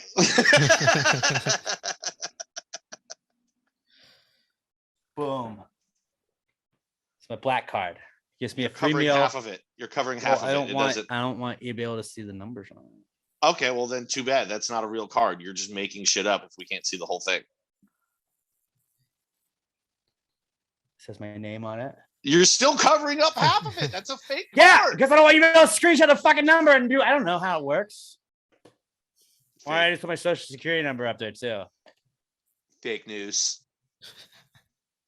I was asking Robert for his address for wedding stuff, and I was like, Robert, I need your address for wedding invites, and also what's your social security number and mother's maiden name.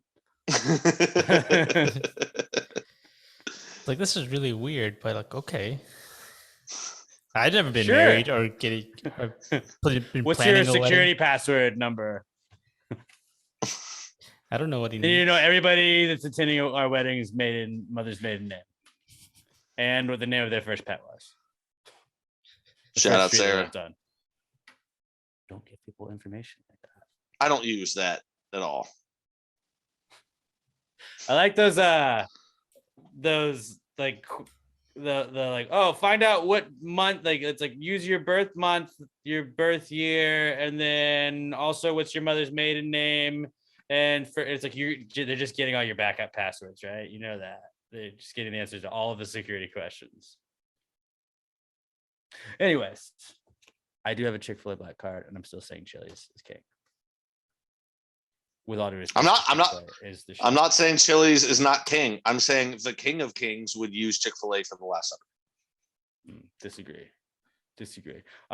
Great question though, Adam the cop at Deputy 83T12. Hit us up #PTGWWJD at Pass the Grady Pod on Twitter, and we will get to your What Would Jesus Do eventually. All right, let's move on to the Not Cool segment, which we started as a way for us to vent and just talk about, hey man, something that's not very cool. If it makes you say that throughout the week, it can be a big deal. It can be not a big deal, but hit us up #PTG Not Cool at Pass the Grady Pod. We're gonna pick some of the best ones each week and read those from you, and then we're gonna tell you ours. This is the Not Cool segment, and you know what else is not cool is when you got some aches or some pains, maybe feeling a little stressed out, you feeling a little anxious. What is cool though is grabbing a little Alamo Remedy CBD, the official CBD sponsor of Pass the Gravy. Alamo Remedy, they'll help deal with whatever ails you. I got a bad ankle, I got a bad hip. I like to rub a little of the cucumber melon lotion that Pat's got right there.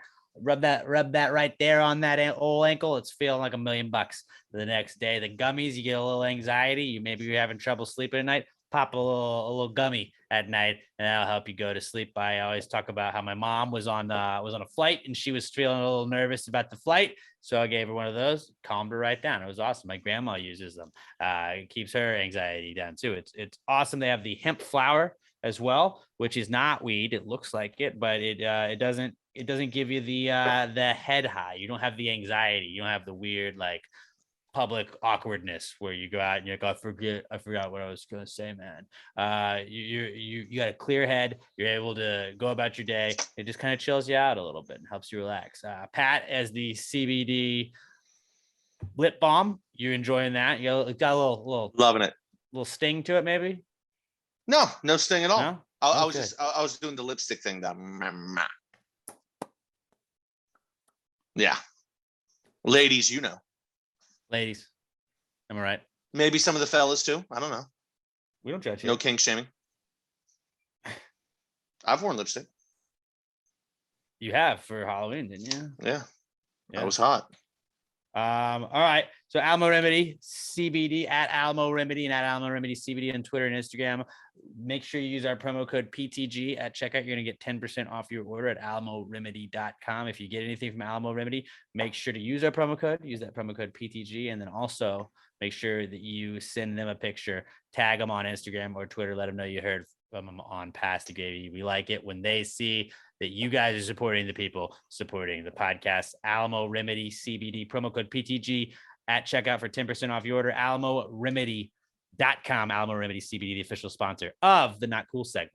Not cool, man. Dude, that's not cool. Not cool. Not cool. Dude, that's not cool, man. Dude, that's not cool. Not cool. Not cool. Dude, that's not cool. That's not cool. Let's let Robert get to his not cool because I know he's Yeah, gonna get Robert. going here pretty soon. So But T's and P's, Melissa. Teach peace to your knee. yes, I got toothpaste on my shirt last night, Oh no. which is no big deal. No big deal. I'm not going anywhere. I'm going to bed. But then I get toothpaste on my shirt this morning. That shirt that I've worn for like 10 minutes. Fiddlesticks. Now I have to change shirts again. It's so inconvenient. I already had a shirt picked out. Hey, brush your teeth much?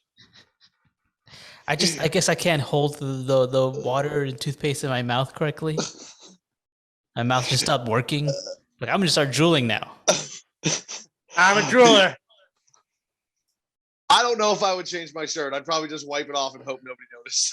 It doesn't wipe Like, off though. I Like, you hope- still get I that white hope stain. Yeah, I'd probably should fucking leave it. I'm a fucking trash bag person. I remember that happened to me. That would happen to me like in like middle school when we'd still have uniforms, and you could. Mm-hmm. Nerd. I'm not changing shirts. Like that's the only shirt I have. I'm like this all day. Well, the Embarrassing worst stuff, is man. like when you don't realize you spilt toothpaste though, and then you're like 6 hours into the workday, and somebody's like, "What? You spilled toothpaste on yourself?" You're like, "Oh shit, yeah, yes, I did." And it's like right in the middle of your chest. Like, how did I not notice that all day? Or God forbid it was in high school and one of your friends would be like, dude, you have cum on your shirt? Would you just Cum. shoot a load under your stomach? Dude, you're coming on your shirt, just wearing it. Like, yeah, my whole load is this tiny little drop of toothpaste. Good call, buddy. Then the rest of high school, they just call you cum shirt. You go cum shirt for an entire year from something. I got another As little class as of cum toothpaste. shirt. I called one of my friends cock pump the entirety of freshman year. There wasn't even a lead up to that. I just said it one day and thought it was funny and did it for a whole year. I don't know if anybody else laughed at it for the whole year, but I did. Does Sam seem concerned with this new issue? I Like, can't. she's like, how can I date a guy that doesn't even know how to brush his teeth? Like, you're bad at brushing your teeth. Are you I- sure you don't have Bell's palsy and you don't know about it yet? I had no idea what that is. I was looking into that, but I'm afraid to That- bring it up to her. Serious. Bell's palsy is like when She doesn't half know. your face She just doesn't goes know. like paralyzed. It's usually temporary. Happened to my dad a couple years ago. There was like 2 weeks where like half of his face was just not moving. Really? It's weird. Look it up. Like Two-Face. Kind of, except not all scarred. Well, minus just the like- acid. It just like doesn't.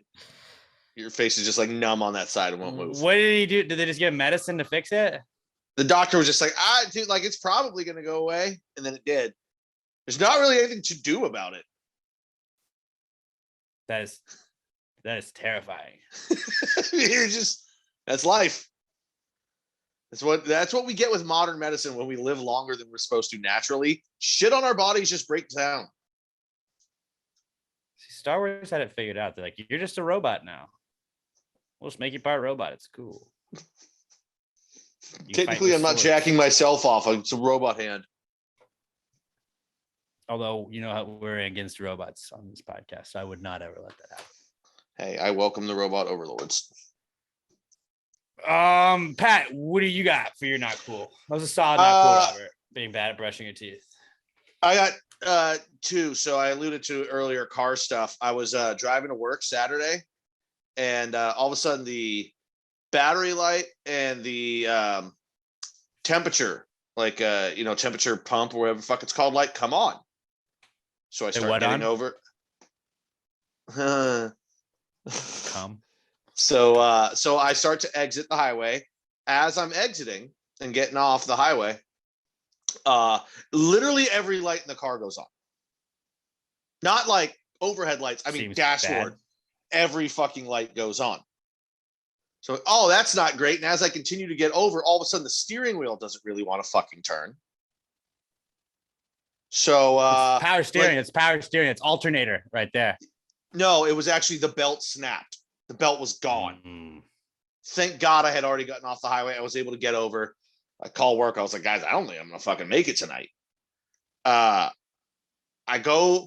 My buddy tells me, hey, usually, your insurance sometimes they provide, tows. So I go through Progressive. I call. They send out a tow truck.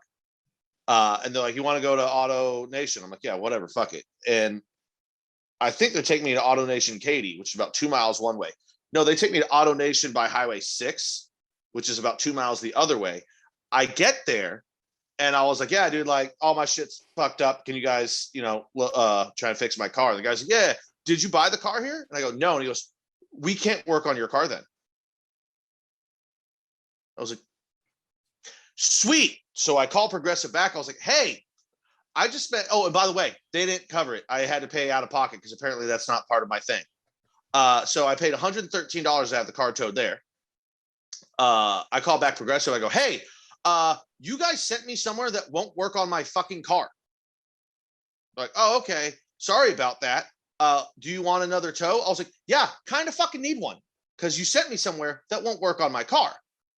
Like, okay, well, what you could do is if you save your receipt on that, you could go and have that reimbursed, but you're going to have to pay out of pocket for your next one. I was like, fucking figures. By the way, they never sent me a receipt for the first one, so probably never seeing that money again.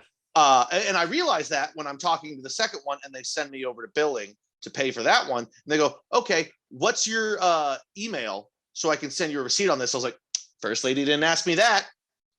Yeah. Yeah. And in the, I already filed the claim, and in the thing it goes, it tells you attach a photo of your receipt in this, and I had to write in the comments, they'd never sent me a fucking receipt for this. So who fucking knows? So that's another $160 to go back the other way to bring it out into Katy. The tow truck driver, when he gets there, he's like, wait, how much did they charge you? I was like, it was like 167. And he goes, yeah, that's way too much. I can do it for you for 90. And I was like, you know what, buddy, I would take you up on this. But as I just explained to all of you, I was like, I'm already paid for 2 tows here now. And I'm going to try and get an insurance company to pay me back for something. I don't think that's going to work. So I really don't want to pay for 3 tows because I've already processed the payment on both of these. And he was like, totally fucking get it. Yeah. So so I figured it was the alternator, or I didn't figure. This is what people probably told me with all those lights going on and then the belt. No, it wasn't the alternator. It was much worse. The compressor for the AC had like broken and was sending shards of metal all throughout the system. Oh, yeah, that seems So bad. that whole thing had to be replaced and flushed out. So $1,500 later, which my brother's, it's his car. He's paying for it and it's all good and everything. But like, fucking hell, man, this car's already at 100,000 miles. Here's the cool thing is they called me back yesterday. So like the place that I brought it to, it's where I've always gone out in Katy. They're closed on the weekend. So they look at it Monday, go, okay, here's what it's going to cost. We'll order the parts. Tuesday, they call me back and they're like, hey, we had it running and everything was good, but then we noticed there was a leak. So we're going to have to replace that too. But luckily, like I said, my family's been going to there for 20 years. The leak itself was like that. Those parts were like, I think another like 500 with parts and labor. And they're like, dude, we're just going to take care of that last part for you. That's tight. Fucking, they're super bro. Hey, shout out. I'm gonna give a shout out. Katy Auto Care, guys. If you ever need any work, they're the fucking best. So yeah, all that fucking sucked. But I went and got it back today. My AC's working. So that's pretty cool. You're just kind of bad luck for cars. Dude, not great. Not fucking great. So there's that. And then my other one, car's not cool. Yeah, my other one is at the end of the night at the restaurant when I'm closing up, I collect all the money and there's a payout report at the other night that says, this is how much money you should have got back from servers and everything. I swear to fucking God, every night that I do, and I have to total up what was given in the morning when I'm not there and then night. It's always wrong. It's always, so then I have to text the other managers at like 10:30 at night. Hey, are you sure you double checked the money that they gave you against their slip and see if it was correct? And half the time they're like, not really. No, I didn't do that. Or it'll just be like, oh, fuck. Wait, hold on. Check out. Almost everyone I did, but the person who was the mid, I didn't check theirs, which that's what happened Monday. The mid person never gave us the money, but that took like 20 minutes to figure out. Then last night I'm going through, I'm like, dude, did you check it? He's like, yes, I did. I was like, are you sure? He's like, yes, I did. I'm like, I don't know what the fuck is going on. We're $13 short. What is that? Finally, he calls me. He's like, wait. Check the one from yesterday. I made change for somebody and maybe I took it out of the wrong one and I might have done the change wrong. And I look at it. I was like, yeah. I was like, you did take it out of the wrong one. and you did the change wrong because the numbers don't add up on that either. But at least we know what it is. I'm fucking closing the safe and going home. But it's like, Yeah. I think one of the 2 nights last week, it was the same thing. And it's like, dude, I don't like being wrong on money, like cash money that we have deposits that this is what it's supposed to be. I don't like when that shit's off. And like, it's a family owned business. So it's not like it's Chili's where corporate's going to come fucking get on my ass, but it's just like, fuck. And it's, like I said, it was $13. It's not the biggest deal, but it's shit. $13 over time, that adds up. That happens It does. so many times, Yeah. And luckily, I don't know what the fuck he did, but from what I looked at for the other numbers, I was like, I think we're actually over money now from somehow you gave them change. I don't know what's happening, but fuck it. I ended up texting them. I ended up texting the managers at the end of the night. I was like, guys, I think this is going to even out at the end of the week. Not sure. We'll fucking see. I'm going home. But yeah, money. Not cool. Solid not cools this week. Yeah. Well, my not cool is mostly just procrastination on my part. Because both of the things that involve my not cool are just me putting stuff off. Hell yes. Love that. I told you guys my not cool is that I got a jury summons. And I was like, oh, I'll just call and like get out of this. Haven't done that yet. And really need to do that soon. So that's sneaking up on me. And I hope you don't get out of it. I hope you get put on a 2-week murder trial. Oh no, I'm gonna be. I'm going to talk about this case, and then if I do get put on it, I'm going to talk about it and get kicked out of the jury. You'll also probably be fined or arrested. I'll pay the fine. I don't fucking care. That shit can get hefty. Actually, I don't. I'll use sponsor money to pay the fine. I don't hope it's a 2-week murder Alamo trial. Remedy can pay the fine. If there's a 2-week murder trial, then that means there's no episodes of Pass the Gravy for 2 weeks. Oh no, there's going to be episodes of Pass the Gravy, and I'm going to, in great detail, describe what I've been watching in the courtroom. And they're like, we won't let that happen. If you need it, me and Robert will do the podcast together, and it'll be a 19-minute podcast. Robert will love it. Literally 75% of it will be just struggling through ads. Yeah, so like Little M does some stuff, and then there's beer. They got things and stuff. Yeah, you're gonna love them. And then we've got not weed. Yep.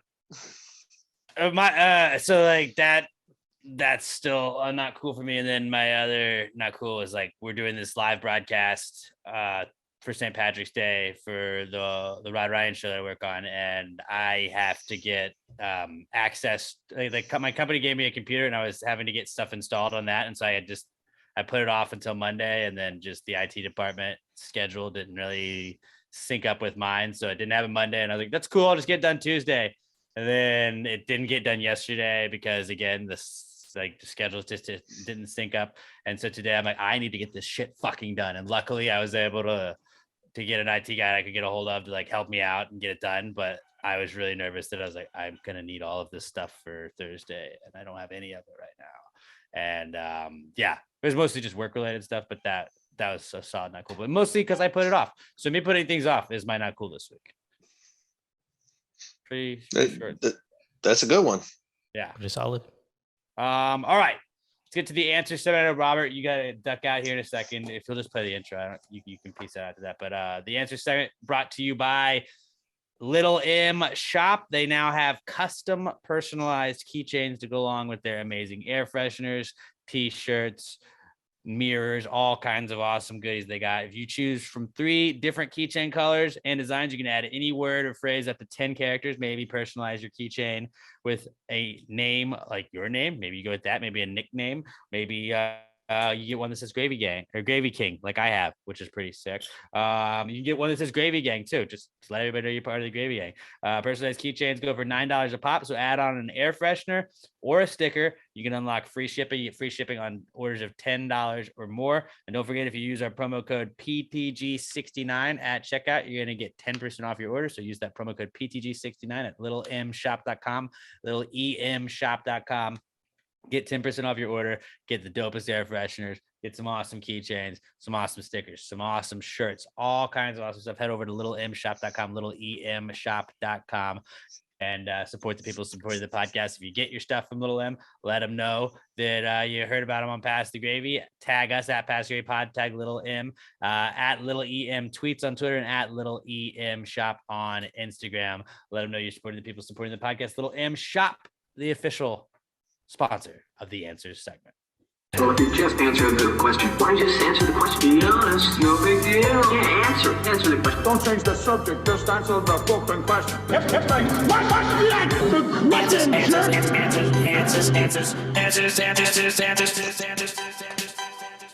Any questions? If you'd like to submit an answers question to us, it can be a hi thought, something you thought of while drunk, maybe something you saw online, or something you heard a friend say that you just wanted our opinion. Maybe you want some fucking relationship advice. Be like, hey guys, how do I find a chick? What do I gotta do? We'll hook you up. Ask our buddy David Ruiz. We'll give you a glowing endorsement, and you can be like, hey, this podcast to listen to. Just I wanted to let you know what the guys think of me, and we'll be like, great guy. Or gal, this works for the gals too. If you're trying to get a guy or a gal, just let us know. We'll be your hype men. That's what we do here. We're all about love on Pass the Gravy, except for Robert. Robert probably won't. But Robert's not always about love. Robert will do it. It's just not going to be in a way that's going to sound exciting. Like, yeah, they do things and they seem okay at it. I think they're an above average person. So hit us up at Pass Gravy Pod. Use the hashtag PTG Answers. That's how we find them. The answers segment will begin with our podcast son, Skylar Lester.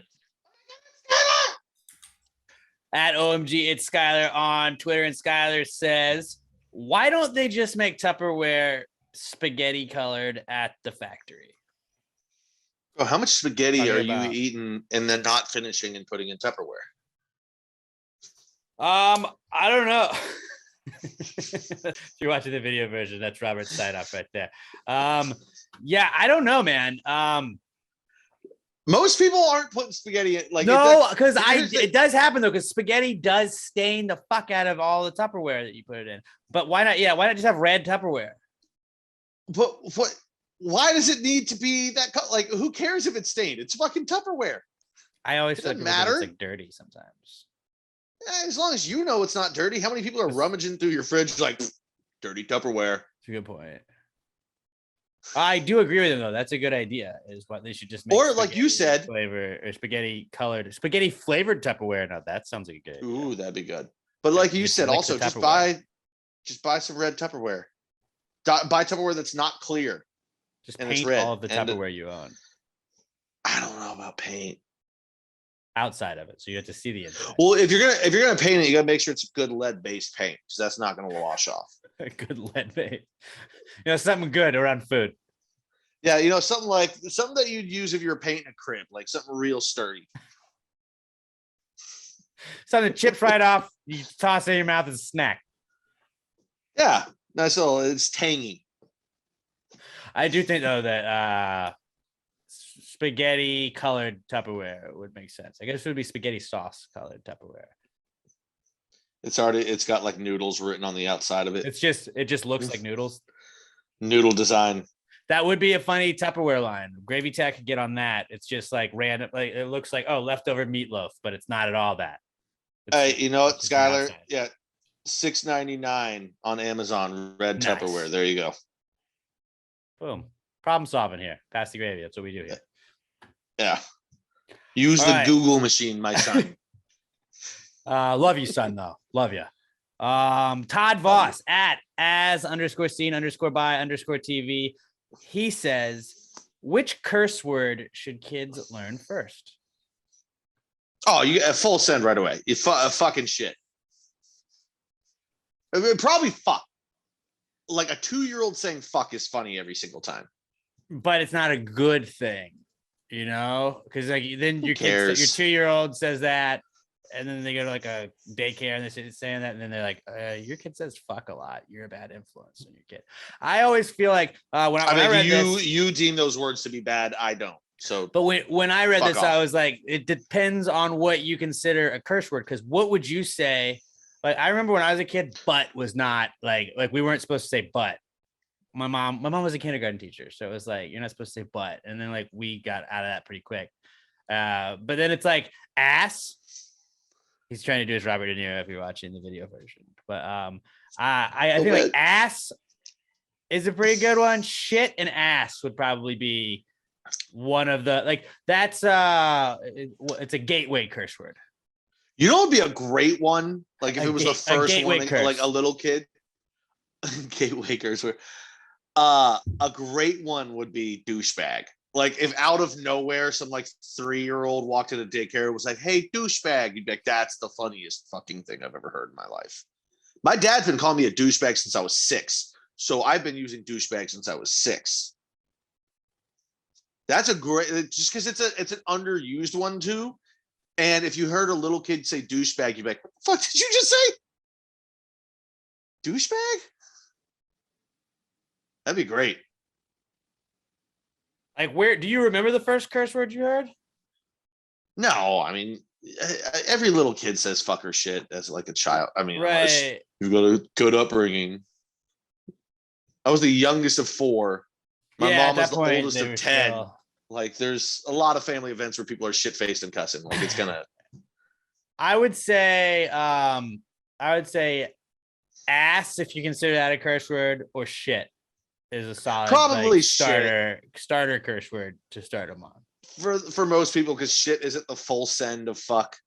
But also, it'd be really funny to teach your kids, like, because like when they inevitably will say it in school, like to like teach them like not the right context to use it in. teach them the word cunt. That'll go over well. Teach them to use like ass like shit, where it's like ass. Like when something bad happens, it just like it doesn't make sense. You're like, why would you say that? Billy, why did you push Adam down? Well, he took my toy and he wouldn't give it back, and he was being a real cunt about it. That'd be fun. That's like taking it to 100. But no teacher is prepared for that. They'd be like, "What the fuck did you just say? We can't say that." Did you just call another 5-year-old a cunt?" Yeah, he's being a real cunt. I just want to hear everyone send me videos of your children swearing. That's what I want. Don't. We're not encouraging you to teach your kids bad things to do. Who says it's bad? Society. Just because people are like, "Oh, this word isn't allowed." It's a says fucking word. I enjoy the English language. I'm a linguist. I like all the words. Oh, not all of them. There's some bad ones in there. All the ones? There's some bad ones. I caught myself right away. There's some bad ones like Yankees. That's not a good. It's a bad word. Hey, calm down, De Niro.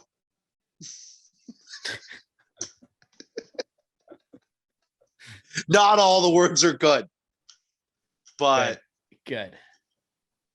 Let's stay away from the racial shit. Other than that, I think we're okay. And the just any kind of slur. Let's not do those. Slurs, yeah. Yeah, don't be a cunt, guys. Stay away from the slurs. Don't be a fuckface, all right? I think ass or shit is a solid word. Like that one of those should be one of the first ones. Sneaking douche too. That's a good one. And I would say bitch if you include that as a curse word, but like we're not being disrespectful to women, so let's not do that. Even though we do. I was gonna say bitches. Gravy bitches.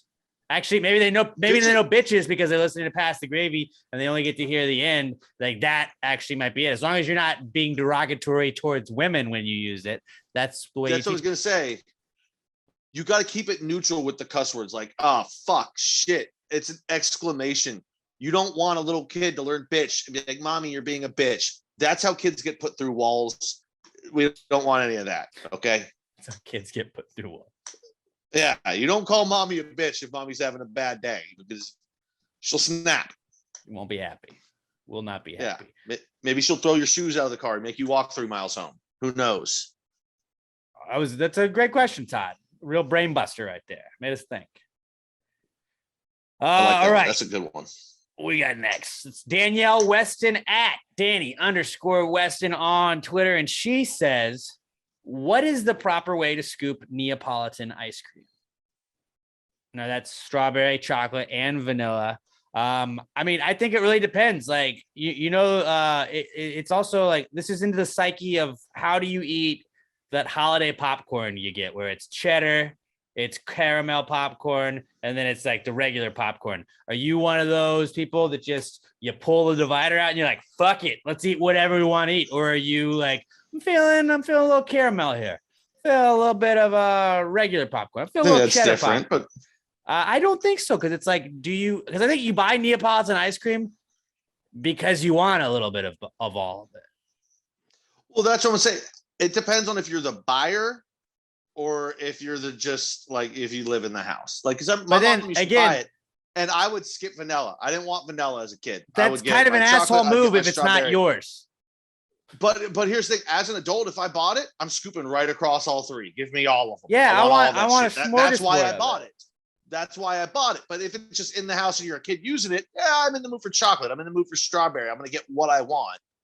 But if I'm buying it, it's because I want all three. I So think I the would right say way is it's all. just scoop right across. Get all of it. Get all of it. But I mean, if you bought the ice cream and it's your own ice cream that you bought for yourself, go off, Queen. Go off, King. You know, like you're feeling a little vanilla. You go and do what you want to do. There's no wrong way to eat it. But I mean, I feel like how are you with the popcorn though? Like the holiday popcorn tens. Do you just give a shit? Like, do you care? No, you get individuals. Now I might grab, I eat caramel. My next handful is cheddar, but I'm not mixing them all together. That's I don't some mix real them all serial together killer shit. just out of principle because I don't want other people to get upset about it. Yeah, but it just I give like a away- little now, I'll smorgasbord, take but a I bite do of like one, handfuls. a bite I of a do like, different yeah. one. I But, think like, it's like keep if it's not your, like you as a kid when your mom bought Neapolitan ice cream for the fam and then you just go chocolate and strawberry, like kind of an asshole move. Like when you open, there's just a mountain and it's only vanilla left. You're like, well, I didn't want just vanilla ice cream. Damn it, Pat. Well, you know what? I don't think my mom minded. Never once has anybody ever brought it up to me. Like, guys, don't eat Okay. just these ones. But I think, yeah, the right way to do it, you go for a full scoop of everything. You want Yeah. them 'Cause all. it- in there. 'cause That's if- why you bought the Neapolitan ice cream. Right. If you wanted just chocolate or vanilla or strawberry, you would have bought individuals and probably pints of each. You're buying it all together. You want it all together.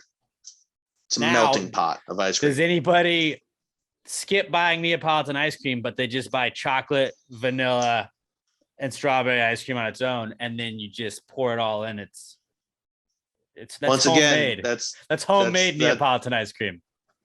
that's some serial killer shit. I No, think if we should anything, start they selling probably that. buy like all the weird pints of different things, and maybe you grab like a scoop of each into a bowl. That I could see people doing. You got a little butter crunch, you got some blackberry cream, and you got fucking, I don't know, coffee flavored. And you take a scoop of each and you throw it into a bowl, or 5 scoops of each. I don't know what you're into. Does Neapolitan have to be chocolate, Yes, strawberry, yes. vanilla? Don't change the classics. No, but I'm saying like you couldn't just be like, oh, it's Neapolitan, and that just means it has 3 flavors. No, it's got to be those 3. I'm Googling the definition of Neapolitan. It's got to be those 3. Now, like, I do Means you're from remember Italy. Bluebell came out with that one that was it was the cookies and cream, and it was the cookie 2-step. Remember cookies and cream and cookie dough? That was a great mashup. But if they added a 3rd flavor to that, they would have just called it Neapolitan. It's got to be chocolate, vanilla, strawberry. Gives homage to the roots of ice cream, and those were the only 3. Now we got 950 flavors. Yeah, I saw cigarette flavored ice cream. Didn't really. What a terrible flavor of ice cream that would be. I forgot to bring this up earlier. This pissed me off today. So I texted the groomsmen chat for my buddy's wedding this week. I was like, guys, I got the stogies. Don't worry about it. I've got way more than we need. It was a pack of 20. I just said, fuck it, and got it. How And much one of the was it? guys How was much like, was it? Was it like 65, 70 bucks? I think it was $50. Okay. I followed that up by saying, I hope they're good. I don't know what the fuck I just bought. I just bought a pack of cigars. You buy celebratory cigars like that, it's like it doesn't really matter. You just get the pack that you can hand out to everybody. So Well, if there's like an add-on, like a guy you didn't expect to be there, like, yeah, have one. Well, I've wanted to do this for a long time. I'm going to do the exact scene from the end of The Hangover. when they're sitting out back right before they actually look at the pictures. They're sitting back there smoking. Or I don't even remember if they're smoking cigars, but they're just like, oh, that's a beautiful ceremony. And Phil goes, I give it 3 months. I'm going to say that to him because I'm an asshole. But I text that to the group chat, and his younger brother goes, so you just mean like a carton or a pack? I'm like, what? He's like, well, it says, he's like, there's 20 cigarettes in a pack. I go, bro, it's cigars. And he goes, stogie means cigarette. I was like, no, the fuck it doesn't. And I've heard this before because he goes, you're not Arnold Schwarzenegger. Stogie means cigarette. And I was like, no, I don't know what fucking dumbass millennial in the past 5 to 10 years started calling stogie cigarettes. No, stogie doesn't mean cigar for 60 years and then people can just change it. No, I put my fucking foot down on that. A stogie will always be a cigar. Cigar aficionado says stogie cigarette is a slang term for any type of cigar, often used to describe cheap or roughly made cigars. It's probably what I bought. Yeah, which is when you buy them in But, like, bulk, but usually it's people like unless will you're spending call a ton them- of money. But like I've never heard a cigarette called a stogie. I have, and it I never. fucking infuriates me. Yeah, it's weird. So if you're a person that does that, fuck you. Stop it. Stop it, or I'm gonna send Arnold Stop it. Schwarzenegger's ass after you. You don't want that. Sorry for that sidebar No, there, but I had to get that off my chest, and I forgot to write it down earlier. That's a good one. That's a good one. I thought you were about to be like, they're gonna be like, dude, you're not allowed to smoke around here. Like, yeah, we'll just go outside. It's not the Cigars are like a Houstonian thing. too, so like Cigars are definitely like gonna a have to be outside. like a weird thing where it's like I'm not a big cigar guy, but like I like when we were at the golf tournament at the Gravy Hole, I bought like a pack of cigars, like 8, and I was like me, I think Josh Tree, a couple of, I think one other guy maybe took one, Chili took one, maybe 2, I don't know, but I was like I bought enough just so it's like if there was an add-on, an extra person, it's like yeah, you can have one, I don't care. They weren't the best, but it was like it just feels cool to smoke a cigar sometimes. Yeah, it's one of those things where like as a dude, you just gotta do it. Makes you feel man. That would have been like on the mock draft of like manly things, like just smoking cigars. It's Yeah. just guy stuff. Having a stogie with the boys. Just like, yeah, like any group of guys that's just like, oh, okay. My friend Brandon, like when he comes over, we'll drink some whiskey sometimes. The girls went to a Christmas party a couple of years ago, and like I was like, oh, well, I'm gonna go hang with Brandon while y'all are there. And I just bought cigars and some whiskey, and we made steaks and smoked cigars and drank whiskey. And it's like, we're men. This is what men do. Did we have grilling on there? That would have been a good one for guy shit. I think grilling was cooking meat was. Yeah. was one of those. I That's took what it that one. was. That's right. Yeah. Okay, so we learned that some people call cigarettes stogies, which is not the right way to do that. Not correct. It's bad. Shout out to our boy Jordan Welch, our next answers question asker at J_Welch 2795 on Twitter. He says, why does it always take longer to get somewhere than it does to come back home on a road trip? Since I was a kid, I've always wondered this. Now, this is an interesting take on this because I feel the exact opposite. I always feel like the drive, like you're going on vacation, like say we're driving out to Vegas, or you just went to Vegas, like the flight out to Vegas, you're jacked. It seems like it goes by faster to me because you're like, oh, what's up, guys? Like the weekend is young. Let's get into this. I'm so excited. And then on the way back, it's usually like the hungover trip back. It feels That's like the thing. because you're like wanting to get home, and you're like, God, like when I drive back, you're like looking at like how much long, like your estimated arrival time. You're like, oh, still an hour and a half. My God. When I went to we went to Port Aransas for my brother's birthday over Christmas break, and like getting out there, I was jacked. Like we got stuck in that ferry line, had to wait for a ferry, so it took a little bit longer. On the way back, it just felt like it fucking dragged on, and I was like, oh, we still have 115 miles. Like I think you just check it. You want to be home. You're like the weekend's over. Basically, the trip is over. Now all that's left is the shitty part, which is the transportation part of it. And I always feel like it drags on. I guess That's what I would say. He's excited, and like the excitement makes it feel like you're waiting longer for whatever it is to happen. I feel like it's the exact opposite because like I think being pumped gets you through the drive, gets you through the trip. gets you like being excited, like you're caught up in that, and it does take just as long. But then like when that's over, you're like, oh, I'm not going to meet up with my friends now. I'm going home. I gotta start. I like work tomorrow. You know, I feel like it's like the Sunday scaries. Everything you said, I agree with. I think you're right on why it seems longer to him because he's excited to get there. But I would say it's the way back because you've got somewhere between 2 and 4 days of alcohol that is just dormant in your system, and you're exhausted and you're tired and you just want to be in your own bed. Because like you're excited to get home at that point. You're like, I want to go home. I can't wait till I get home and I can just crash. I can just like fall, like lay down on the couch and just watch TV, watch the bar rescue marathon, or just binge The Office for the rest of the day. I'm not going to touch my suitcase. I'm just going to lay down. Suitcase is future me's problem. Like you want that so bad. I think it just makes it feel like the drive or the flight drags on. Now, I'm wondering if he's saying this if last weekend he went out of town for spring break. Okay. So like a lot of times when you're leaving, like if it's a holiday and I'm driving, everybody's leaving at the same time. Like it's Memorial Day. Yeah. And so sometimes people will stagger when they're coming back. So that could be part of it too. Yeah.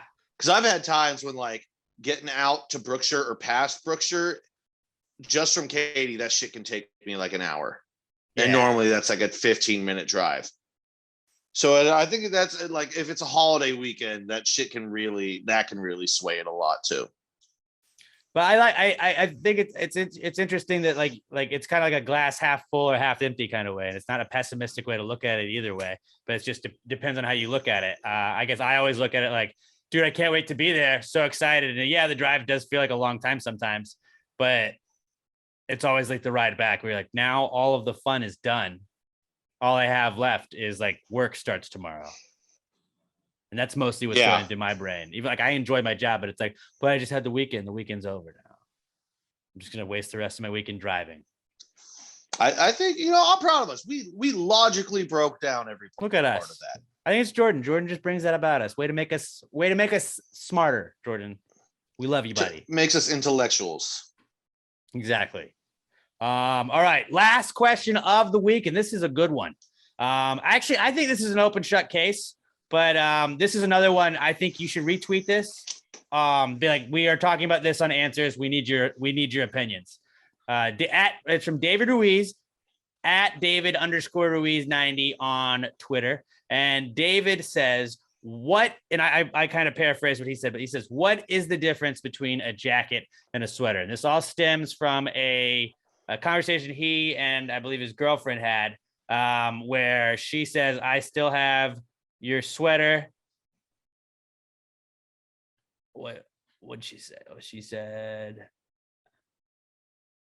I have your jacket, or not. She has your jacket or whatever. And he is saying, no, that's a sweater. It is one of those. It's a zip up hoodie is what it is to me. It is a zip up. It's got the hood. It's got the long sleeves. It's got a zipper in the middle. That's a zip up hoodie. That's not at all a sweater. A sweater does not have a hood. No. A sweater is a long sleeve shirt that you pull over, right? That is what a sweater is. It's a very warm long sleeve shirt. Yes. I had replied to him and said, definitely a jacket. Because if those are the two options, that's a jacket, not a hoodie. Here's where I would say jackets also do not have hoods. That's a big part of it, but it is closer to a jacket than a sweater. Sweaters do not have zippers. Sweaters do not have hoods either. Is a hoodie closer to a sweater than a jacket? I would say a hoodie is closer to a sweater, but it is a jacket because it zips up, so it's got the jacket quality to it. No, I would say the hoodie is closer to the jacket because the jacket is open in front. A sweater is a closed all the way around. Well, I'm saying a hoodie, like a regular hoodie, is closer to the jacket because yes. No. To the it's closer to a sweater. You're right. To the sweater. Yes. But yes, that I agree with. This is a hoodie with a zipper, so I think it is a jacket. If you can open that bad boy, you can unzip it and you can leave it like where it hangs on either side and it's open in the middle. If I can see the shirt you got on, that's a jacket. I do agree. Yeah. A jacket does not have to have jackets don't always have hoods, but jackets can have hoods and still be a jacket. You can still be a jacket with a hood. You can't be a sweater with a hood. If all you're wearing is the article of clothing, a sweater will hide your nipples. A jacket, your nipples will be out, or could be if it's open. Could be out. That's the thing. Like a jacket can close, but it can open. A sweater always closed. Always closed. Yeah, so it's a jacket. Yes, 100%. And I think David was on the side of it being a sweater. So David, I gotta side with your girl. I think it is a jacket. Yeah. He talked her down though. She admitted defeat when she should not have. She should not have admitted defeat. You definitely don't want her to hear this part of the podcast then. Or maybe you do, and then she'll be a Gravy Gang fan because she gets that we get it. We love you still, David, but you're wrong on this one. You can also bypass the Gravy sweatshirts, sweaters. Go get them at passgravymerch.com. Yeah, I retweeted it and David already corrected me. I put hashtag PTG not cool because I was just going quick and not paying attention. Oh, yeah. But David corrected me. He goes, we talked about this. Hashtag PTG not PTG answers. Yes, he corrected it. All right. So at PassGravyPod, and he's at David_Ruiz90. So if you want to go check out what we're talking about, that's an easy way to do it. All right. That's all we got for today. Again, if you're listening to this on Wednesday night, St. Patty's Day, the biggest party in Houston, the Rod Ryan Show, 94.5 The Buzz, St. Patrick's Day party going down off of Texas Avenue, right across from Minute Maid Park. If you get there before noon, you don't have to pay cover. You can start drinking at 7. I will not start drinking until after 10. They're going to have college basketball on. I will be streaming the West Ham Europa League game. Come on, you Irons. Let's go West Ham. They're playing Sevilla. We really need to win. We're out of Europa League. And yeah, that's about it. Happy St. Patrick's Day to everybody. Be smart. Get a designated driver or, Uber, Lyft, whatever you got to do. But don't be the person that drinks and drives because they're going to be looking for mixing a water. That shit is expensive. Mixing a water. I am at PassGravyPod. I am at Alex J. Middleton. On Twitter and Instagram. We are at PassGravyPod on Twitter and Instagram. Pat's at not Pat Dan. Robert's at Robert Barbosa03. Robert also has a podcast with his wonderful girlfriend Sam. It's called A Recent Study Suggests. Go check that one out. They are at A Recent Study Pod on Twitter and Instagram. Give them a follow and check out that. I have the Claire Big Blue podcast every Tuesday with Mike Fish. That's at CBB Pod on Twitter and Instagram. And yeah, you guys have a great rest of your week. Be good to one another. We love you guys. I hope your brackets do well. Go check out the pinned tweet at PassGravyPod and enter our bracket challenge. It's just $10 buy-in. You get all the money if you win. And if you're in the Gravy Gang, I'll buy you any shirt from the Pass the Gravy store that you want if you win. You got to go get that done tonight. Get that done before the first tip-off of games tomorrow. And until we talk to you guys next week, have a great rest of your week and pass the gravy. Yeah. Bitches! Shawty had the apple bottom jeans, boots with fur, the club was looking at her, and she hit the floor.